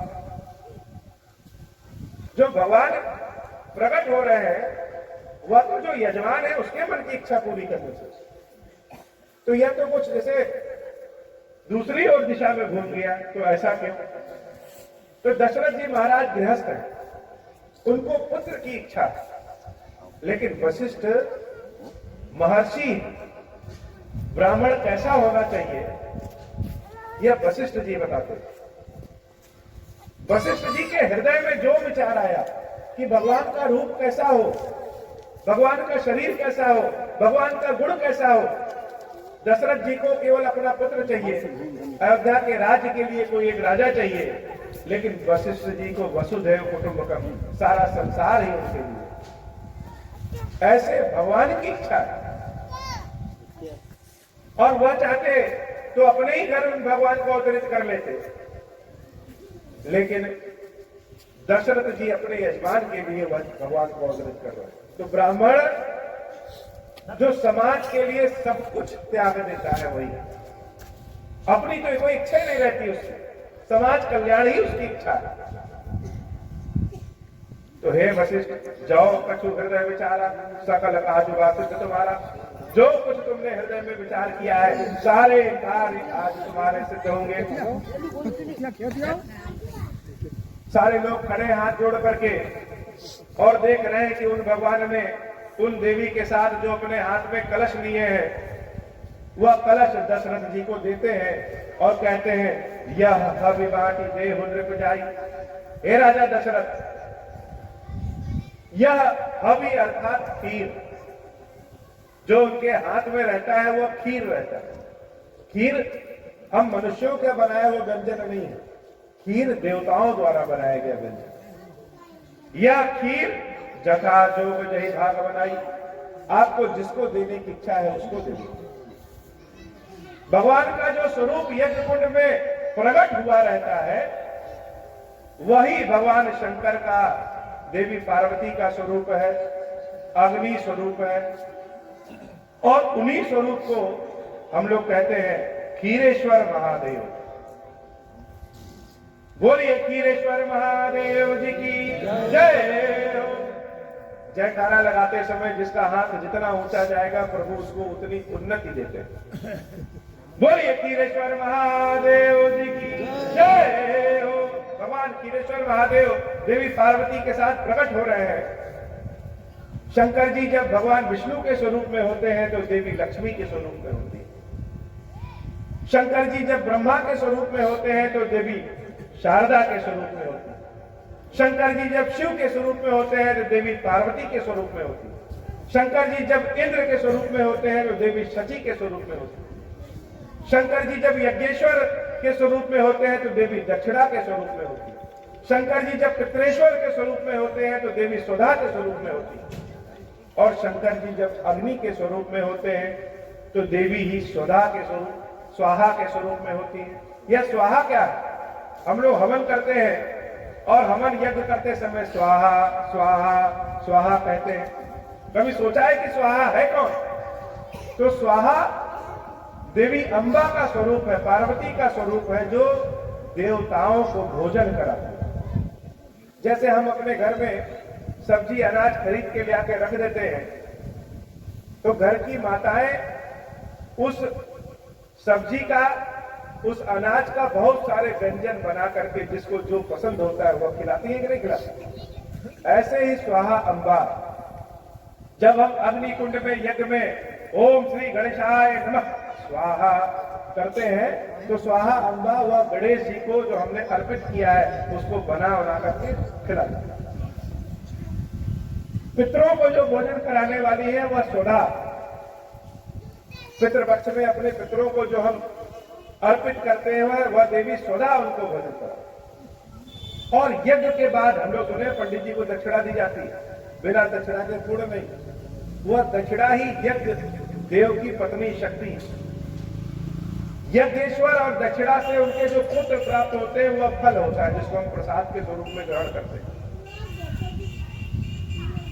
तो वह स्वाहा देवी अग्निश्वर भगवान के स्वरूप खीरेश्वर महादेव के स्वरूप में प्रकट होते हैं। और हाथ में जो कलश लिए हैं वह कलश क्या है? हम लोग नवरात्र में कलश स्थापित करते हैं, बस ले आके रख दिया। कोई जानते सोचे कभी कलश नाम क्यों है? मटका नाम नहीं दिए उसको। उसी में जब पानी पीते हैं तो मटका कहते हैं, उसी के स्टील का बनाने लोटा कहते हैं। लेकिन जब उसको नवरात्र में स्थापित करते हैं तो कलश कहते हैं। क्यों? क्योंकि क से काली, ल से लक्ष्मी और श से शारदा। जहां महाकाली, महालक्ष्मी, महाशारदा का वास है वही कलश। यह संसार चलाने वाली महाकाली, महालक्ष्मी, महाशारदा है। यह शिव जी की शक्तियां हैं। देवी के जब अष्टभुजा स्वरूप होता है, 8 भुजाओं वाली देवी होती हैं, तो उनके एक एक भुजाओं पे 8 शक्तियां बैठती हैं। यह 8 शक्तियां जब एक भुजाओं पे बैठेंगी और 8 भुजाएं देवी के हैं तो कुल मिलाकर के 64 शक्तियां हो गई, जिनको 64 योगिनी कहते हैं। बहुरूप तारा नर्मदा यमुना शांति वारुणी क्षेम करिए त्रिवाराई रंगवीरा वालकी वैष्णवी कालरात्रि वैद्य रूपा चर्चिका वेतरी श्रीमतिका विश्वाहन ज्वाला कामनी गढ़वाल करा काली सरस्वती विरूपा कवेरी बलुका नाथ सिंह प्रजा विनंदाना महालक्ष्मी कौमारी महामाया रतिकर करी सर्वस्या यक्षणी विनायकी विंध्यवासिनी कुमारी महेश्वरी अंबिका कामनी घटावरी स्तुति कालियुमा नारायणी समुद्रामनी ज्वालामुखी आग्नेय अजित चंद्रकांति भाई वेग चामुंडा भद्रकाली। यह 64 शक्तियां ही शिव जी के आदेश से संसार चला। तो जहां पे देवी अष्टभुजी स्वरूप में होती है, महाकाली स्वरूप में, वहां शिव जी 64 कलाओं में वास करते हैं। तो सारे लोग देख रहे हैं कि भगवान ने कलश में खीर दिया, क्या खिलाइए। सब लोग हाथ जोड़ करके कहे, हे प्रभु, जैसे आपने दशरथ जी पे कृपा किया, हम उतने न धन वाले हैं, न शक्ति वाले हैं, न पराक्रमी हैं, न पुण्य वाले हैं, हम गरीबों का गुजारा कैसे होगा? जो बुद्धि में भी गरीब है, धन में भी गरीब है, हम ना कोई मंत्र जानते, न तंत्र जानते हैं, हमारे ऊपर भी कृपा करो। जैसे आपने दशरथ जी पे कृपा किया, आपको अब उपाय बताइए कि हम सब पे कैसे प्रसन्न होंगे। सारे लोगों ने मिलकर के उन क्षीरेश्वर महादेव से प्रार्थना किया। जो प्रार्थना किया हुआ हम पढ़ रहे हैं, और मेरा अनुनय विनय है कि आप भी मेरे पीछे दोहराएं। हे भगवान शंकर, आप ऋण, कस के बोलिए, सुनाई नहीं दे रहा, शिव जी सुनेंगे आपकी प्रार्थना। हे भगवान शंकर, आप ऋण, पातक, दुर्भाग्य और दरिद्रता आदि की निवृत्ति के लिए तथा संपूर्ण पापों का नाश करने के लिए मुझ पर प्रसन्न होइए। मैं दुख और शोक की आग में जल रहा हूं, संसार भय से पीड़ित हूं, अनेक प्रकार के रोगों से व्याकुल और दीन हूं। क्षीरेश्वर, मेरी रक्षा कीजिए। देव देवेश्वर, सबको निर्भय कर देने वाले महादेव जी, आप यहां पधारिए और मेरी की हुई इस पूजा को पार्वती जी के साथ ग्रहण कीजिए, मेरा मंगल करिए। तो हे भगवान, महाराज दशरथ में न कोई ऋण है, न पैसे की कमी है, न दरिद्रता है, बस उनको एक कमी है कि उनको संतान नहीं। हम सब तो अपने रोजी रोटी में फंसे रहते हैं। धन की कमी है, अन्न की कमी है, स्वास्थ्य की कमी है, हम पे कैसे प्रसन्न होंगे? किसके पास जाए हम? भगवान क्षीरेश्वर महादेव कहते हैं कि जो कोई भी ओम श्री राम, ध्यान से सुनिएगा, ओम श्री राम का मंत्र हमें सुनाएगा। अब यह ओम श्री राम क्यों? ओम अर्थात भगवान शंकर, श्री अर्थात देवी पार्वती, और शंकर जी और पार्वती जी मिलकर के ही राममय इस संसार को बनाते हैं। शंकर जी और पार्वती जी मिलकर के ही राम को प्रकट किए थे खीर दे करके। मानस में भी लिखा है, मंगल भवन मंगलहारी, उमा सहित जहि जपत पुरारी। अर्थात जो मंगल करने वाला है, अमंगलों का नाश करने वाला है, जिसका नाम देवी पार्वती के साथ, उमा सहित देवी पार्वती जी के साथ जय जपत पुरारी, शंकर जी स्वयं जपते हैं। तो शंकर जी ओम, देवी पार्वती श्री, जिसका नाम जपते हैं वह कौन सा नाम है? वह राम नाम। तो जो कोई भी ओम श्री राम का मंत्र हमको सुनाएगा और खीर का भोग लगाएगा, हम उसको भोग और मोक्ष दोनों प्रदान करेंगे।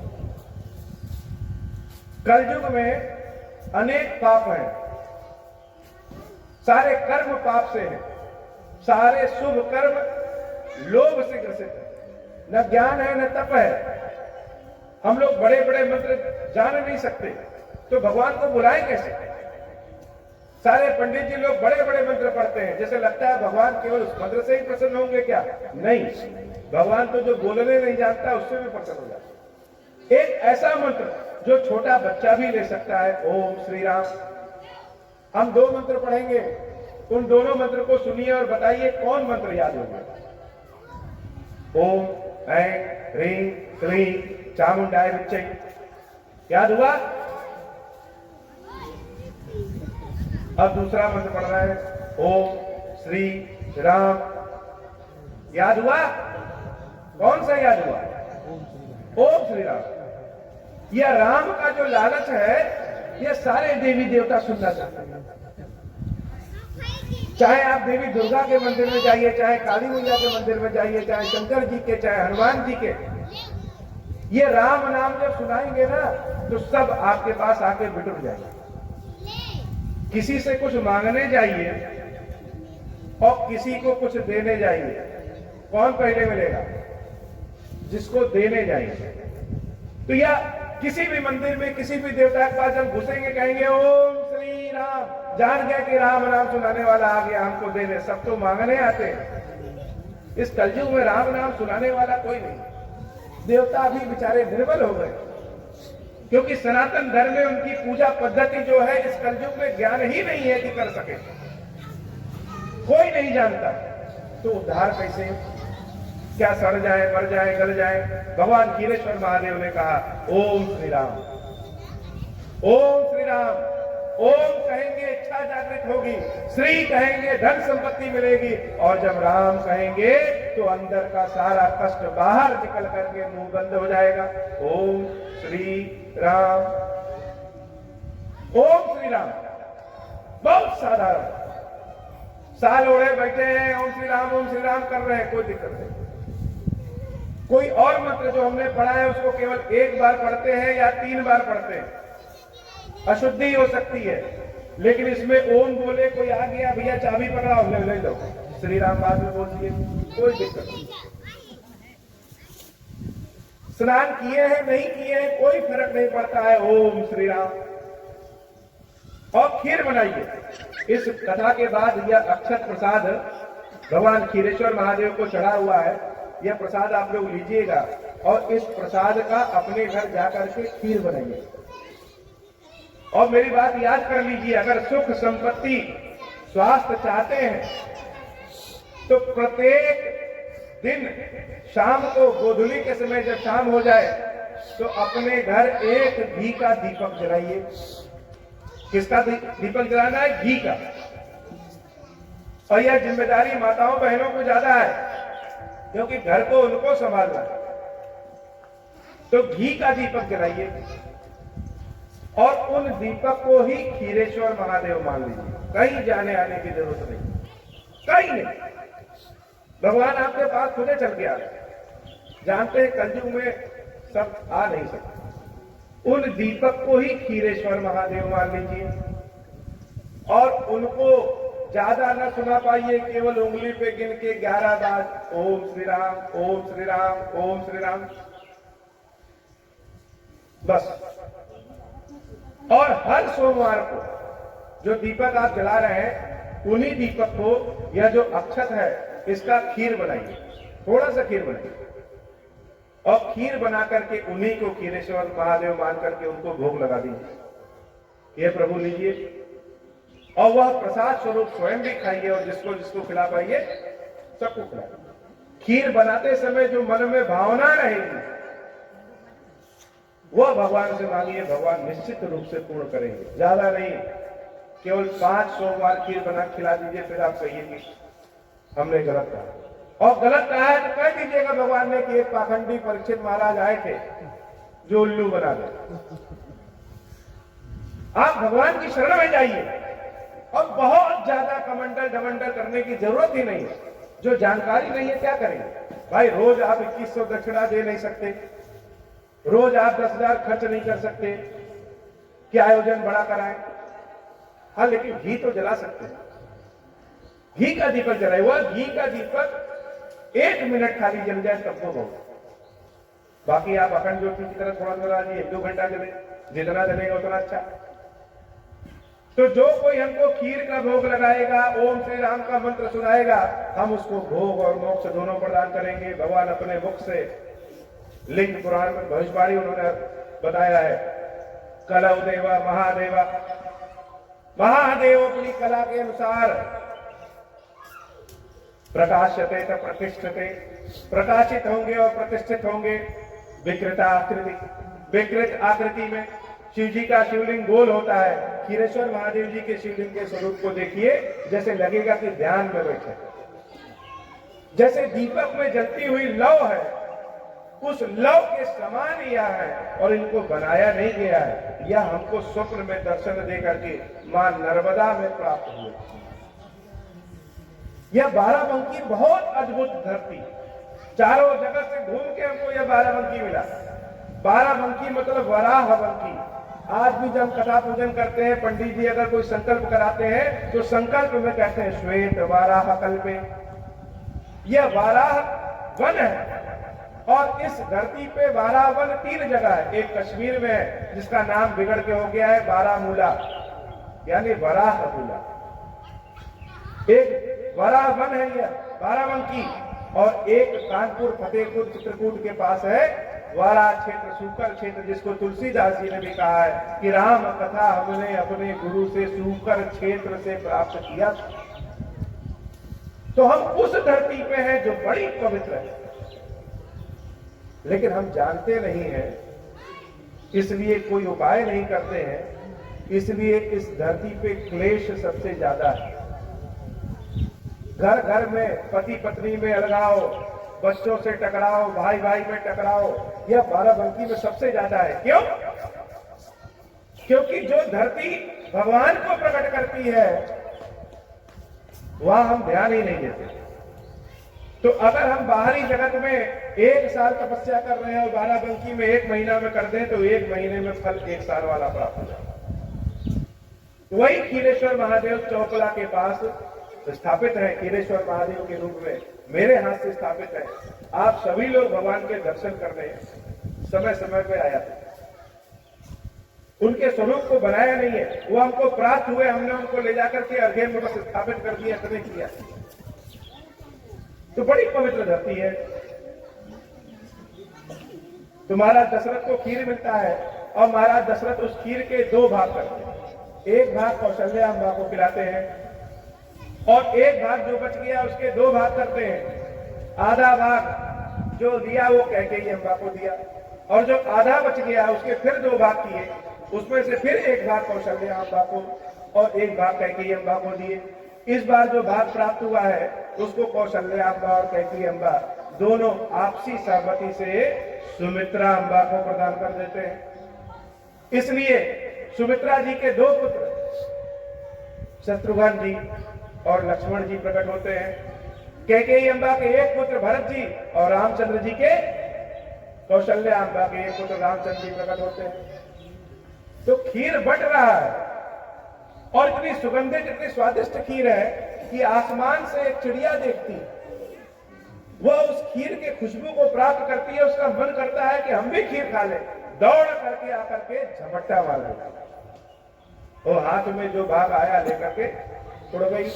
सोचिए एक जगह बैठ के आराम से खाएं तो जाकर के देखती है कि एक पर्वत पे एक देवी तपस्या करती है। वह देवी तपस्या में लीन होकर के इतनी सुंदर लग रही है कि वह चिड़िया उन देवी को देखते देखते मंत्रमुग्ध हो जाती है और भूल जाती है कि उसके हाथ में खीर है। पंजा खुलता है और खीर नीचे गिर जाता है। जब खीर नीचे गिरने लगता है उसी समय भगवान की लीला से पवन देवता चलते हैं और वह खीर उड़ करके उस पवन वेग के कारण वह देवी जो तपस्या करती है उनके कान में पड़ जाती है। वह जब कान में खीर पड़ता है तो कान से मुख में होते हुए गर्भ में चला जाता है और उन देवी से ही श्री हनुमान जी महाराज प्रकट होते हैं। बोले श्री हनुमान जी महाराज जी की जय हो। उन देवी का नाम है अंजना, इसलिए हनुमान जी अंजनी सुत कहलाए। हनुमान जी के पिता का नाम है केसरी, इसलिए केसरी नंदन कहलाए। पवन देवता ने वह खीर कान में पहुंचाया था, इसलिए पवन पुत्र कहलाए। और वह खीर किसने प्रदान किया था? स्वयं शंकर जी ने प्रदान किया था, इसलिए शंकर सुवन कहलाए। तो जिस चीज से राम है उसी से हनुमान है, इसीलिए हनुमान का राम के बिना और राम का हनुमान के बिना नहीं चलता। इस संसार में जितने राम जी के मंदिर है उससे ज्यादा हनुमान जी के मंदिर। राम जी के मंदिर में कोई दिया जलाने वाला हो या ना हो, लेकिन हनुमान जी का मंदिर अगर पीपल के पेड़ के नीचे भी है वहां भी दिया जल जाता है। यह भगवान की अपने भक्त की कृपा। राम जी के रोम रोम में ब्रह्मांड का वास है और हनुमान जी के रोम रोम में राम का वास है। तो एक ही खीर से राम भी और हनुमान भी प्रकट हुए।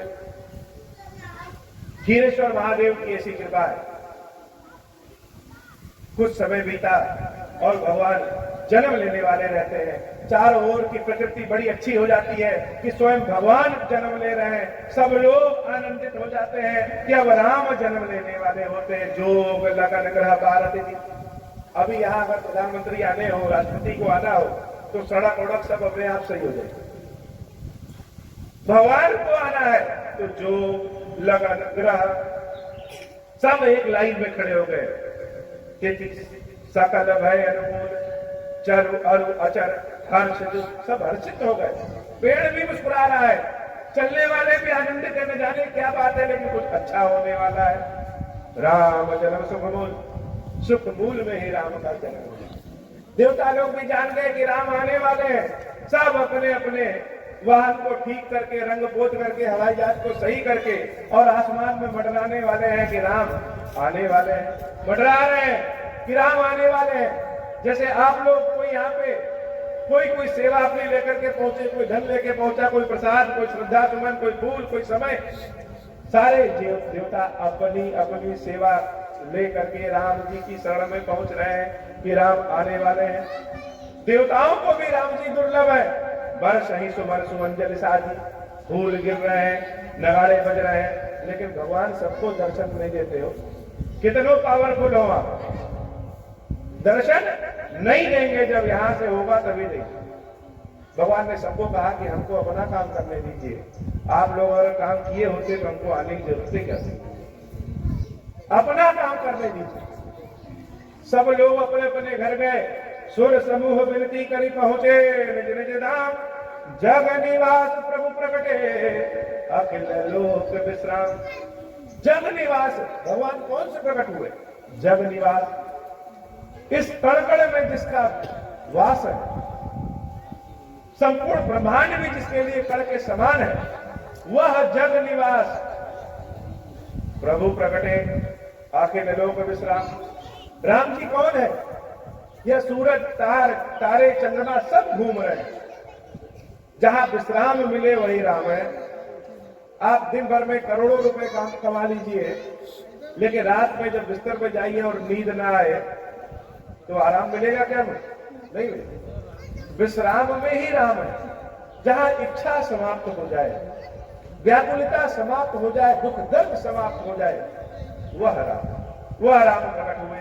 और जब प्रकट हुए तो देवी कौशल्या के कक्ष में भय प्रगट कृपाला दीन दयाला। यह स्तुति हमने अनेकों बार पढ़ी, गाई, समझी, सुनी, लेकिन यह स्तुति है क्या? भगवान का रूप कैसा है? कौन से भगवान प्रकट हुए? भगवान का गुण कैसा है? यह इस स्तुति में लिखा है। सुनने में बड़ा अच्छा लगता है, गाने में भी बड़ा अच्छा लगता है। जिसको राग भगवान ने दिया वो गाता भी है। न जाने कितने कैसेट बने, बहुतों ने करोड़ों रुपए इस भजन को गा गा के कमा लिया। लेकिन यह स्तुति कहती क्या है कि भगवान का रूप कैसा है, स्वरूप कैसा है? तो भगवान का रूप कैसा है वह जानिए। हमारी कथा में भजन नहीं है, हारमोनियम ढोलक नहीं है, लेकिन कथा। तो भगवान का रूप क्या है? भय प्रकट।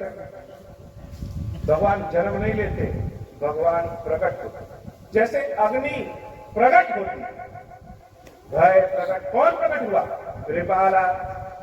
भगवान का पहला गुण है जो कृपा प्रदान करे, जो बिना पैसा टैक्स दिए कृपा प्रदान करे, जो सब पे कृपा करे, दीन पे कृपा करे, मलिन पे कृपा करे, बड़े पे कृपा करे, छोटे पे कृपा करे, गोरे काले, पढ़े अनपढ़, सब पे कृपा करे।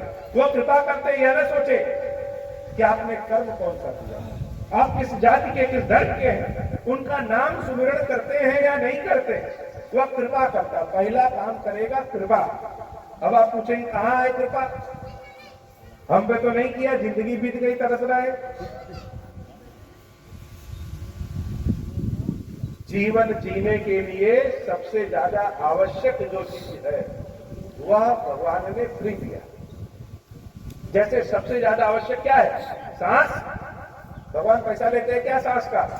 नहीं लेते। उसके बाद जल, थोड़ी सी मेहनत करिए जल मिल जाए। उसके बाद भोजन, थोड़ी सी और मेहनत करिए भोजन मिल जाए। उसके बाद कपड़ा, थोड़ा सा और मेहनत किए कपड़ा मिल जाए, बाकी तो सब लग्जरी है। हम 2 लाख की कार से चल रहे हैं कि मोटरसाइकिल से चल रहे हैं कि हम बैलगाड़ी से चल रहे हैं कि हम 5 करोड़ की कार से चल रहे हैं, वो लग्जरी। जैसे जैसे जो चीज भगवान से दूर होता गया वो अब महंगा होता गया, और जो चीज भगवान के समक्ष है, पास है, यह सूरज का प्रकाश ही भगवान का स्वरूप है, यह फ्री सबके। तो भय प्रगट कृपाला, भगवान का दूसरा गुण क्या है? दीन दयाला, जो दीनों पे कृपा करे, जिसका कोई नहीं उसके भगवान। गंगा जी के किनारे पहुंच जाइए और जल आपको ले आना है, तो जिसका बर्तन जितना बड़ा उतना जल लेके आएगा।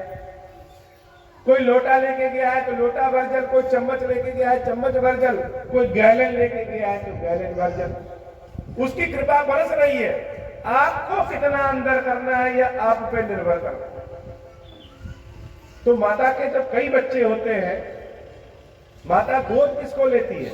जो पूरी तरह से माता पे निर्भर है, माता के अलावा किसी को जाने ही ना, चलना नहीं जानता, बोलना नहीं जानता, भोजन करना नहीं जानता, अपनी गंदगी भी साफ करना नहीं जानता, मां उसको पहले गोद लेती।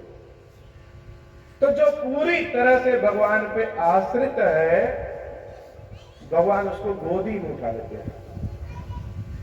तो दीन दयाला, जो दीनों पे कृपा करे। तीसरा कौशल्या हितकारी, जो कौशल्या का हितकारी हो। कौशल्या कौन है? कौशल्या महारानी, सारे समाज का जो सुख हित चाहे वही देवी कौशल्या है। और कौशल्या को ही राम होते हैं, हमारे आपको नहीं, क्योंकि हम आप न दशरथ हैं न कौशल्या है। वैसा गुण जिसको होगा उसको राम होगा। तो कौशल्या हितकारी माता जब भगवान के स्वरूप को देख रही है, हर्षित महतारी, बड़ा हर्षित हुई और मुनि मनहारी अद्भुत रूप विचारी। ऐसा रूप भगवान का जिसको देख करके मुनि भी अपने मन को हार जाए, अद्भुत रूप है। ऐसा रूप न देखा, न सुना, न जाना, न पहचाना। वेद में, पुराण में, सारे स्कूल कॉलेज में पढ़ लिया, लेकिन यह जो रूप लेकर के जो प्रकट हुए हैं, यह है कौन? बस देखने में बहुत अच्छे लग रहे हैं, जान पहचान तो नहीं है। लोचन अभिरामा, इनका रूप कैसा है? लोचन अभिरामा, जिसको देखे तो देखते रह जाए, अभिराम नयन स्थिर हो जाए। लोचन अभिरामा, ऐसा भगवान का रूप है। तनु घन श्यामा, नीले रंग के मेघ के समान, निज आयुध भुजचारी, अपने चतुर्भुज स्वरूप में प्रकट हुए।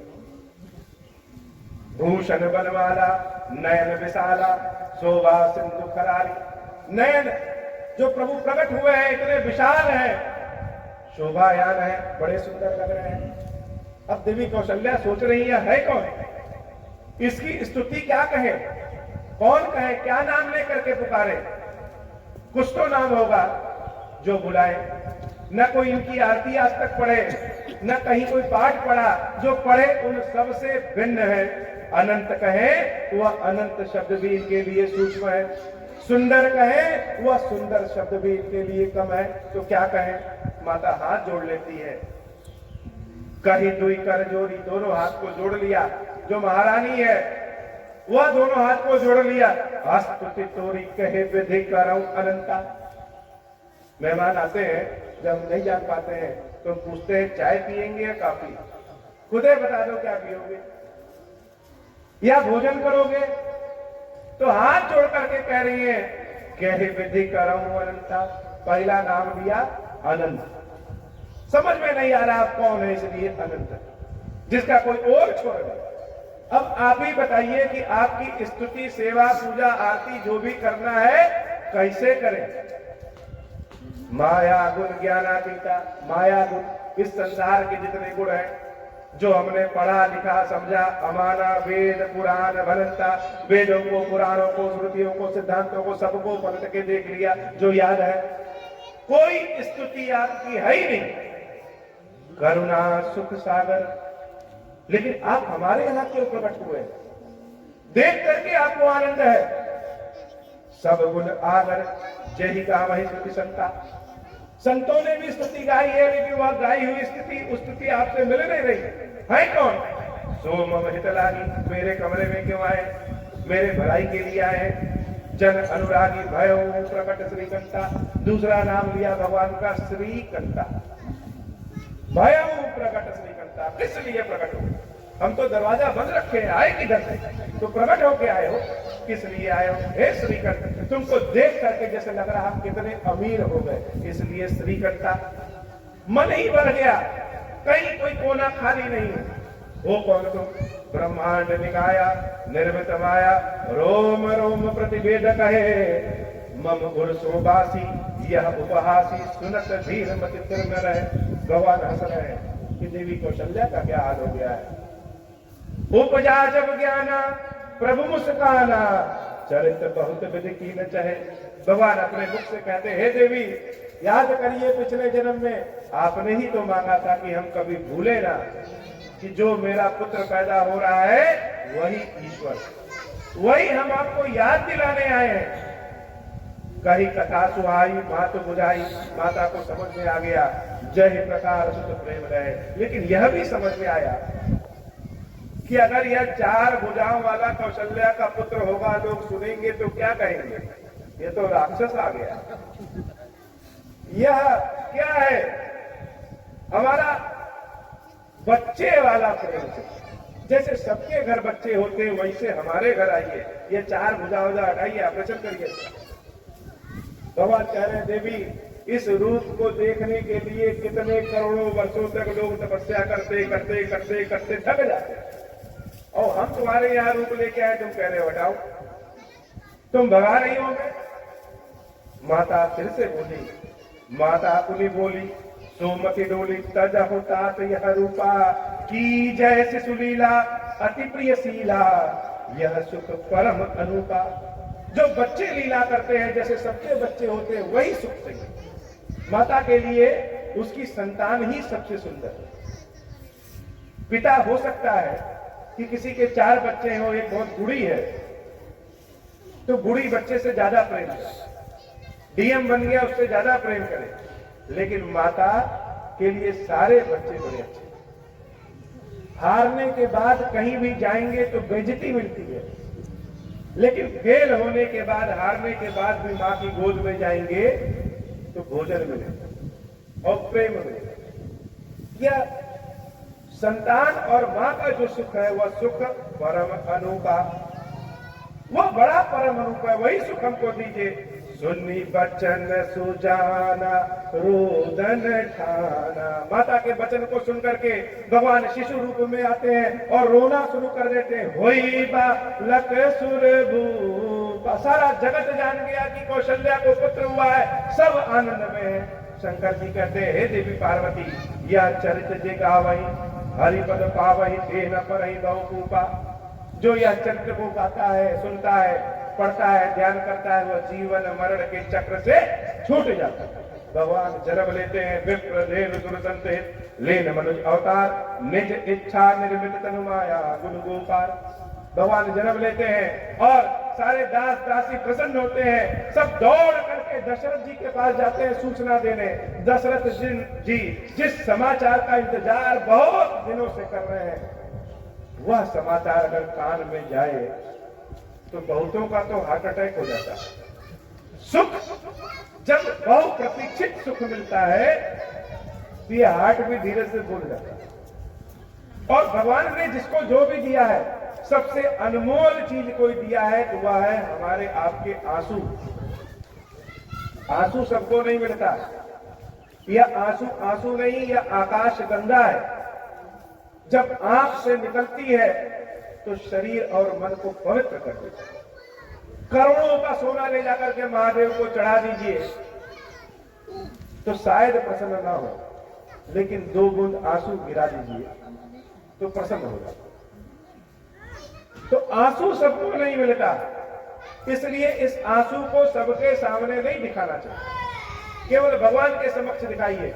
भगवान की भक्ति में जब आंसू बहने लगे तो जान लीजिए भगवान हृदय में निवास करना शुरू कर दिया। तो जब कान में दशरथ जी के पड़ा, जैसा लगा कि ब्रह्मानंद आ गया, कान को अपने पकड़ लिए कि जो सूचना अंदर घुसी है उस कान से बाहर न निकले। पुत्र पैदा हुआ है, इतने जन्मों के इतने समय के बाद हुआ है, खीरेश्वर महादेव की कृपा से हुआ है। जाकर नाम सुनत शुभ होई, जिसका नाम सुनते ही इतना शुभ हो गया, वह कौन है? मोरे गृह आवा प्रभु सोई। लग रहा है भगवान ही मेरे घर आ गए। तो जिसने यह वरदान मांगा था कि हमें कभी याद न रहे कि आप भगवान हैं, वह पहली बार सोच लिया कि लग रहा भगवान आ गए। और जिसने यह वरदान मांगा था कि हम कभी भूले ही ना, वो भगवान के स्वरूप को देख करके कह रहा है कि हटो। दशरथ जी महाराज जब इस बात को सुने, धम्म से जमीन पर बैठे। जो सोने की कुर्सी पे बैठने वाले महाराज हैं, इस खबर को सुनते ही कुर्सी पे बैठ गए। जिन्होंने अपने प्रताप से शनि देव की दिशा बदलने की क्षमता रखते हैं, जो चलते हैं, जब खड़े होते हैं तो देवराज इंद्र अपनी आधी कुर्सी उनको दे देते हैं, वह महाराज जमीन पे बैठे। मुंह से आवाज नहीं निकल रही है, क्योंकि खुशी के आंसू से गला भर गया है। बोलना चाह रहे हैं, बोल नहीं पा रहे हैं। दास दासी कहे कहीं निकल तो नहीं दिए महाराज। हे महाराज, तब धीरे से कह रहे हैं कि बाजा बजाओ। इतने बस बोल पाए कि बाजा बजाओ, खुशियां मनाओ। नंदी मुख सराध करी जात क्रम सबकीन, हाट अकधेनु वसन मने प्रन्न कहा दे। दशरथ जी महाराज दान बांटना शुरू किए, और दान लेने वाला कोई नहीं। जो दान ले रहा है वो दूसरे को पकड़ा दे रहा है। कौन बोझ डाल?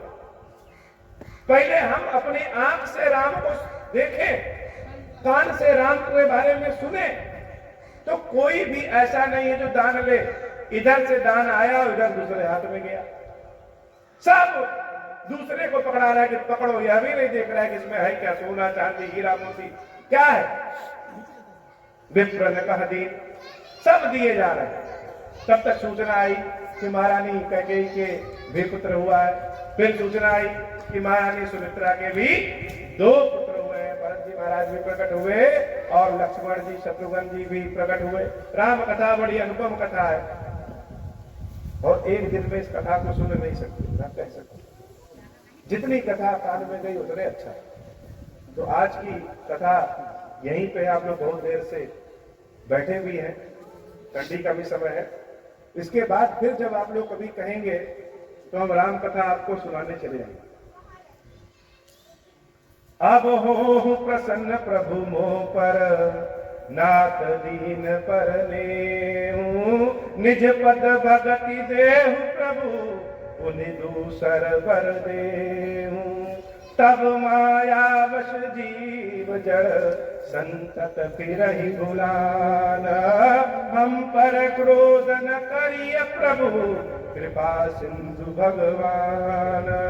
शंकर दीन दयाल, अब हम पर हो कृपाला।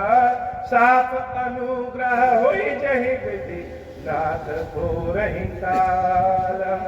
दीन दयाल विरुद्ध संभारी, हरहु नाथ मम संकट भारी। जहि विधि होई नाथ हित मोरा, करहु सुबेगी जानी दास मैं तोरा।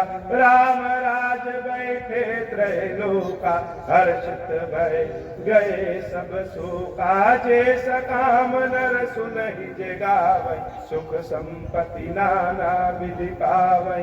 जो इच्छा करियहु मन माही, हरि प्रसाद कछु दुर्लभ नाही। मंगल भवन अमंगल हारी, उमा सहित जय जपत पुरारी। हमने आपसे विनती किया कि आप अपने घर दीपक घी का जरूर जलाएं, सभी लोग जलाएं, और प्रत्येक सोमवार को खीर बनाकर के भगवान खीरेश्वर महादेव को भोग लगाएं। ओम श्री राम, ओम श्री राम, ओम श्री राम। मिला दीजिए जलाओ बड़ा अब जो खाली मिलेंगे। ओम श्री राम, ओम श्री राम, ओम श्री राम, ओम श्री राम ओम श्री राम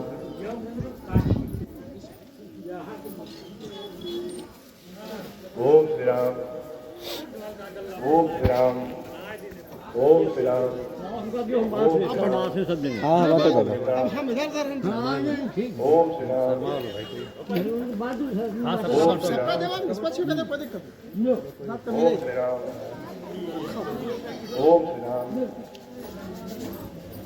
ओम श्री राम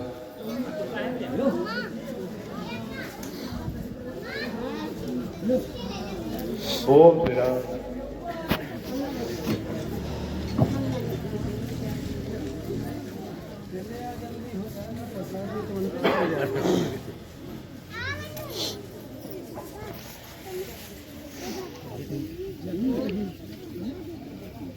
ओम श्री राम